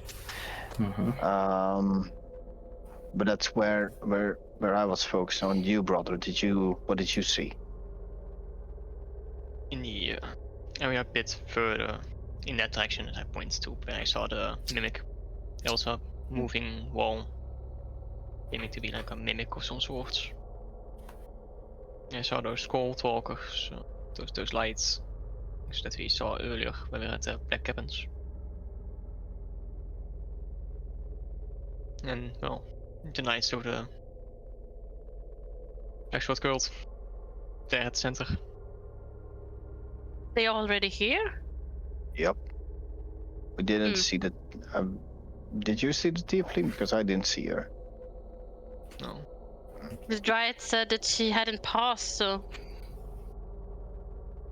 Who That they tells us found. that she isn't one of the wizards that caused her to not say stuff? As much as we know, Berlin also comes from that city who says that Everest isn't too. Okay, so it seems like they might already be here. At least we should assume that. Yes. Now, Onyx, you look like shit. Thanks. So, do you need to rest? I know that if you rest, you can improve your armor. I mean, And if decent for now. if I look into that city, well, I don't see it, but like they do, and it's not good. We should probably be at our best. Sure. Or ever. But I will probably also want to point out that our heroes' feast will probably either already. You know what? You're right. Or we Yeah. would want to use. This currently still active, yes. Yeah, it is still We active. might want to use those hours and then find a safe spot inside the city to rest. You are probably correct. Okay. With the time you spent in the beginning, the extended time you gave Onyx for sleeping, the little extra shopping, talking to the Dryad, you would have around 9 hours left. That's still pretty good. Like a day of adventuring, pretty much almost. So Yeah, it's like pretty yeah. much. Well, it also seems that this city might take more than just a day of adventure. Yeah, that's the yeah. Nah, well, 4 hours in, 4 hours back, easy. Yeah. Oh boy. And traumas gained? Hell yeah. But let's move on.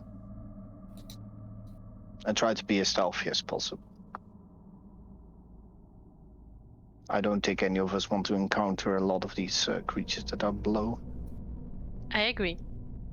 Eh, And if I you find am back, I anything think. that could magically enhance us, just stick it in the bag.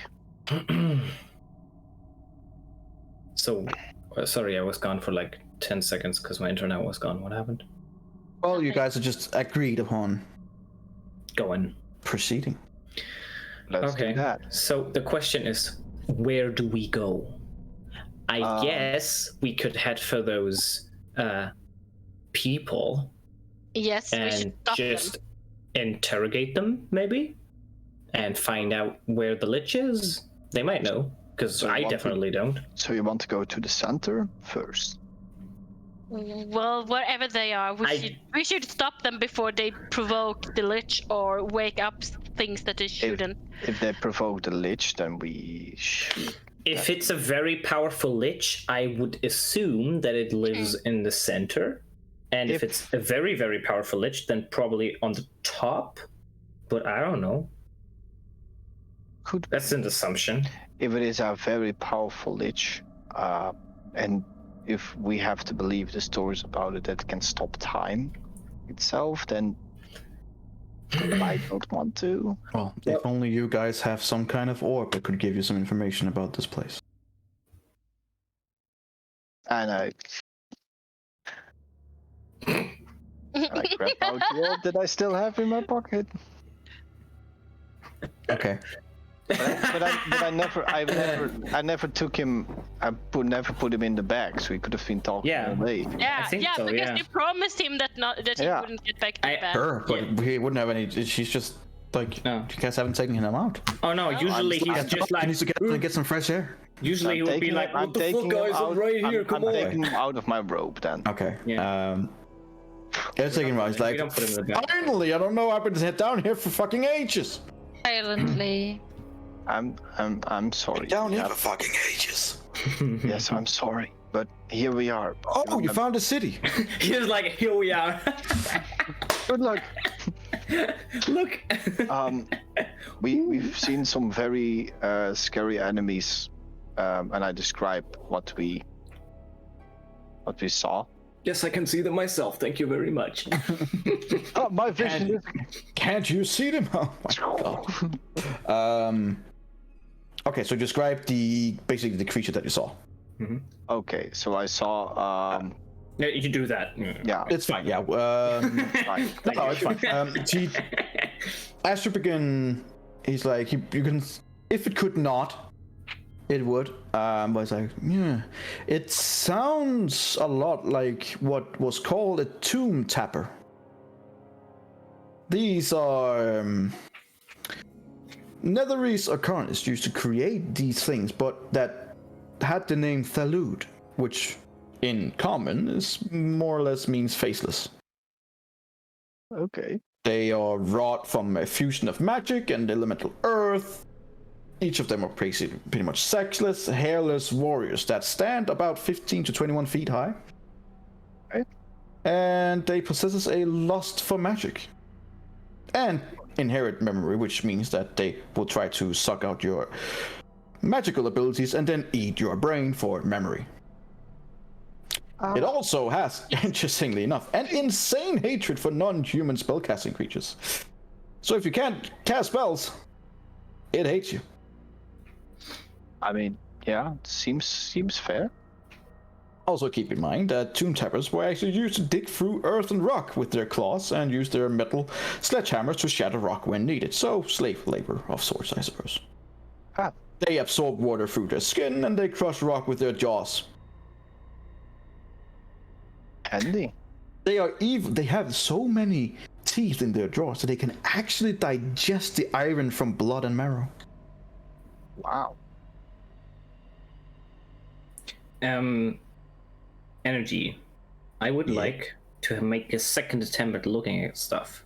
Sure. I want to look. Make a perception check with disadvantage. I don't want to look at stuff in the city. So what I want to look for is, for example, this thing here. This, what do you call that? A Säule?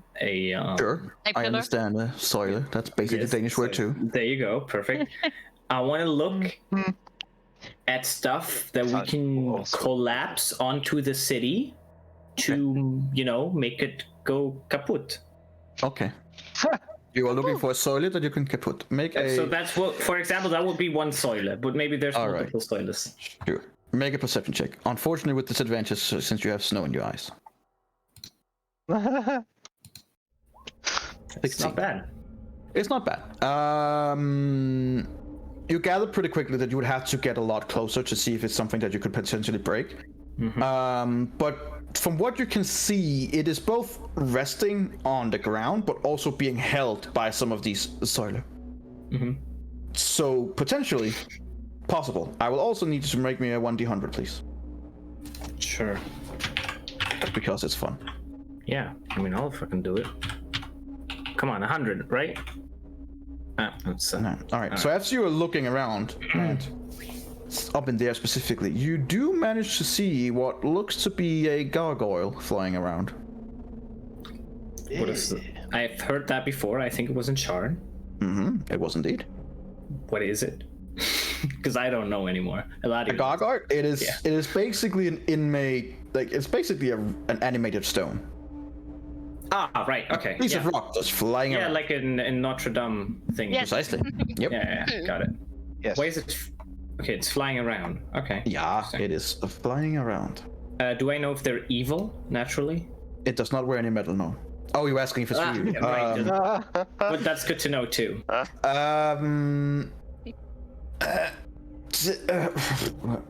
If they're like inherently evil or neutral or good or just whatever. The thing is that classically in Eberron, the whole evil good thing is turned a little bit upside down. So there are stories being in Sean as long as you have. Gargoyles has been present multiple times and they have been used as couriers and stuff like that. So not inherently evil. However, they are also, but if you look at some of the more interesting and older rumors, they are seen to be inherently very evil, yes. Nice. Okay, well, I would point at the gargoyle. I'd be like, there's a gargoyle over there. And I would also say, so if I look at the soiler, does it look like if it breaks, that would be bad for the city? Or would it be Definitely possible, yeah? Okay. Definitely possible, but again, it's hard as you're looking around. It seems like the city is also resting at a point for where it is and the ground. Yeah, exactly. But at the same time, it is tilted, so snapping something like so it might have such an effect that it either falls in place, which could break even more, or it might not do anything at all. It's hard to say. But you gather that there's definitely a chance. Does the ice look magical or does it look like ice? It looks like ice that has been magically altered after the fact. Okay. And it's like this city is in a giant cavity, basically.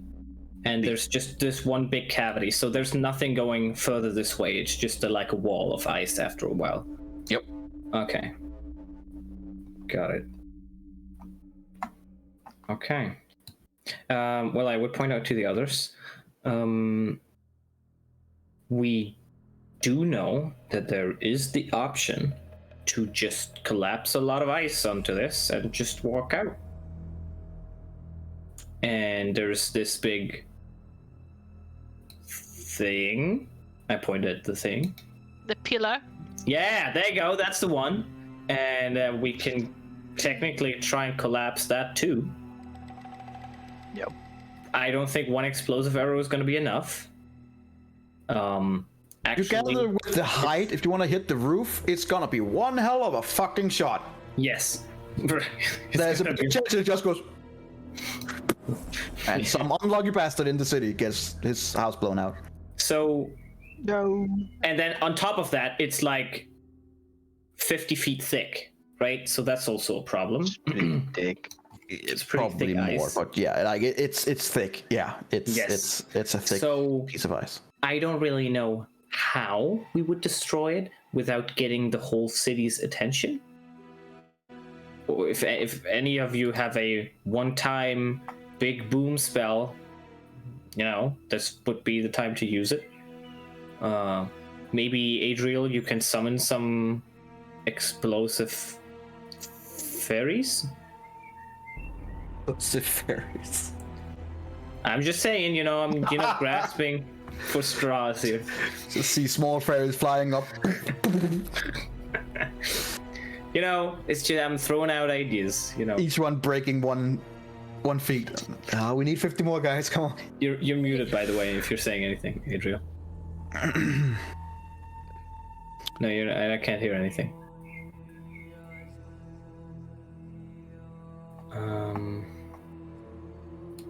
As you're all spitballing ideas, I need everyone who is trying to I'm guessing that's all of you. I need everyone to make a perception check, please. Another Normal one this time. Just a normal perception check. Straight rolls. Well, now I got ice in my eye. Ice. Oh man. Alright, so We're rolling fucking shit. kinda decent rolls. Adriel is in a conversation with Professor Scant, so he doesn't really see anything. Ilera, just a quick perception check. And Ilera is following the conversation that Adriel is having with Professor Scant. And does not see anything either. Right, so Lona, Eladio, and Erendriel. Onyx, you're just basically taking in the city and just, kind of enjoying the sight. The vibe. The three of you, you see to the far northwest, Can you like drag it all the way over here. Okay. Yeah. You guys, it's more like when you're looking at something and then suddenly something in your peripheral view moves and you turn your attention to it. And all three of you guys look over there in that building of whatever it is. And you see what looks to be like a small explosion. Something fiery and you even several seconds later you could hear the of the aftermath of it. That's Furthermore, in that direction you also see more of these knights of the Black Sword cult, who seems to be in combat with some of the creatures that inhabits this place. good. Explosive fairies? Much worse than that. No. With your rolls, you see these 4 Black Sword cult members in combat. One of them is devoured by literally standing up against the wall and is being devoured by the wall itself. What? Oh no. Another one seems to be caught by one of these tomb tappers and is literally being shoved into its stomach and just eaten slowly. Another one, trying to run away, gets caught by one of the cult light walkers and basically his whole soul and being gets sucked out. And about a few seconds later, you see the corpse of what he was rise and join as another cult light walker has joined the city. The last one running for his life, trying to get away from this place. You see what, for the first time for most of you, the second time for Elara, as these weird creatures with this giant eye and their sharp claws get a hold of him and just beat him to death. And as they're done with him, they take him by the feet and then they just drag him over towards the center. I guess we don't have to worry about those anymore. Well, I mean, small explosion, right? It seemed to be what would be akin to a firebolt or fireball spell. Yeah. Didn't the albino tiefling use that on us? She did. She does not remember. seem to be what you guys can see at least, but she did. Well, you know what kind of spells they use, Lona. Is that common? Is it? What is what, sorry? Is it common for the other members of the White Tiefling to also use those fireballs? There would have been some mages there as well who would be able to, yeah. No, okay. They seem to be the same theme of things. Fire. Yeah. Fireball. Well, Nice that they at least stay to that theme. Onyx, this city looks like a walk somewhere without being very careful and you die city. So I would really, really appreciate if you don't walk anywhere without us. Like, I would really appreciate it.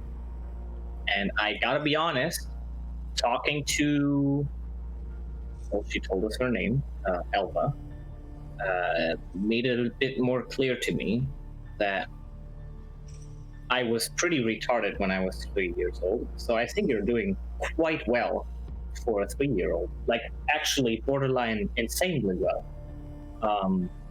Borderline insanely well. Just So borderline, though. I'm not gonna be too harsh anymore, but like, it would be very, very very good if you don't run away into a certain direction this time. Yes. Because a wall will eat you, or it will try, and it would be very annoying if that happens 10 times in a row. Almost to empathize his point, as you're looking over the city, Onyx, you see another of these Dark Knight figures running away as he's getting holed up in this area, fairly close to you guys, as he's being holed up by these one-eyed creatures. And as he stands there, he draws his sword, and he seems to be able to fight them. As all three of them just stare at him, and you swear, even from this distance, you can see some kind of weird beam. And this Dark Knight just literally begins melting. Oh! His armor is still there, but he just collapses. And as you can see, his armor is now just scattered, his bones, his flesh rotten, and he's just melted. So it's like reverse heat metal. So you it's like melt It's person, like- but not yeah. metal. Precisely. All the metal is there pristine, but him himself just now a liquid I like it. pool on this floor. You know which spell to get now. Yeah, melt person, but not metal. That's I mean, spell. melt person. It's highly effective. And with Is that, it a person? It's not a person. Damn it! and with that side, guys, is where we're gonna end today. And you guys can now plan where you want to go in the city, how you want to do things, and so forth. Mm-hmm. Keep in mind, this is a city that does not want you to be here. Oh. Doesn't like you. Oh. And it will try to kill you. So like, prices are low. We can buy an apartment for cheap. It seems to be a lot of free real estate, that's for sure. Yeah, free real estate. Free real estate. Free real estate all around. An entire city, free real estate. We just clean it up, we clean it up, we get rid of all the magic, and then we just sell it. Yeah, we refurbish the entire city and then sell it to the highest bidder. We just sell the city. Yeah. Just come huisflippers, people. We're gonna be you're like- super rich, guys. All those people that left Charm, we have a bird. Guys, come on. This is perfect. You can float again. It's a little cold, okay. You have to go through caves that are kind of shitty, okay. But So- when you're there, To show you guys a little bit the scene about the guy who got pummeled by these Nothics, as they're called. Yeah. You should be able to see it now. Ah, those things. Those are nice. That's a Nice. That's some eye. Damn. All right. Make I like the... Doom of Ithran. Well, I hope he's tasty then. So was that the creature that Lara saw? Yes, Yeah. it was. That made her go, fuck this place, I don't want to be here. That's purple. For the second time. That made her go like that. It looks like a Probably giant not for the last time. So I have a feeling Looks that like I this don't know. thing can fly, because it looks like a giant spaceship. So maybe we just power something in the center and then it flies the away. city of Ifrin could fly a long There time you go. ago. I mean, So, there's a purpose why it's called the Fallen City. I mean, if you guys can make it fly and use it as a weapon, that's one hell of a thing to use. I'm pretty sure a certain twin would be like, well, fucking done. Like, damn. Go to the demon waste, burn everything. Yeah. Free real estate. Oh yeah. All the people on Charm. Hey. Yeah. All right, guys. So keep in mind, you do have an orb that knows a lot about this place and can help and assist you. I will remember that I have him. We definitely did not forget the orb. That did not happen. That's at funny. all. When I said it, I could see all of you were like, No, Oh, right. no. When you said it, I was like, what does he mean orb? I have a crystal ball that I found, but that can't help me. And then Adrian was like, I take out the orb. And I'm like, oh, right. That thing. Right. I mean, he wouldn't have been such a help with the dry though.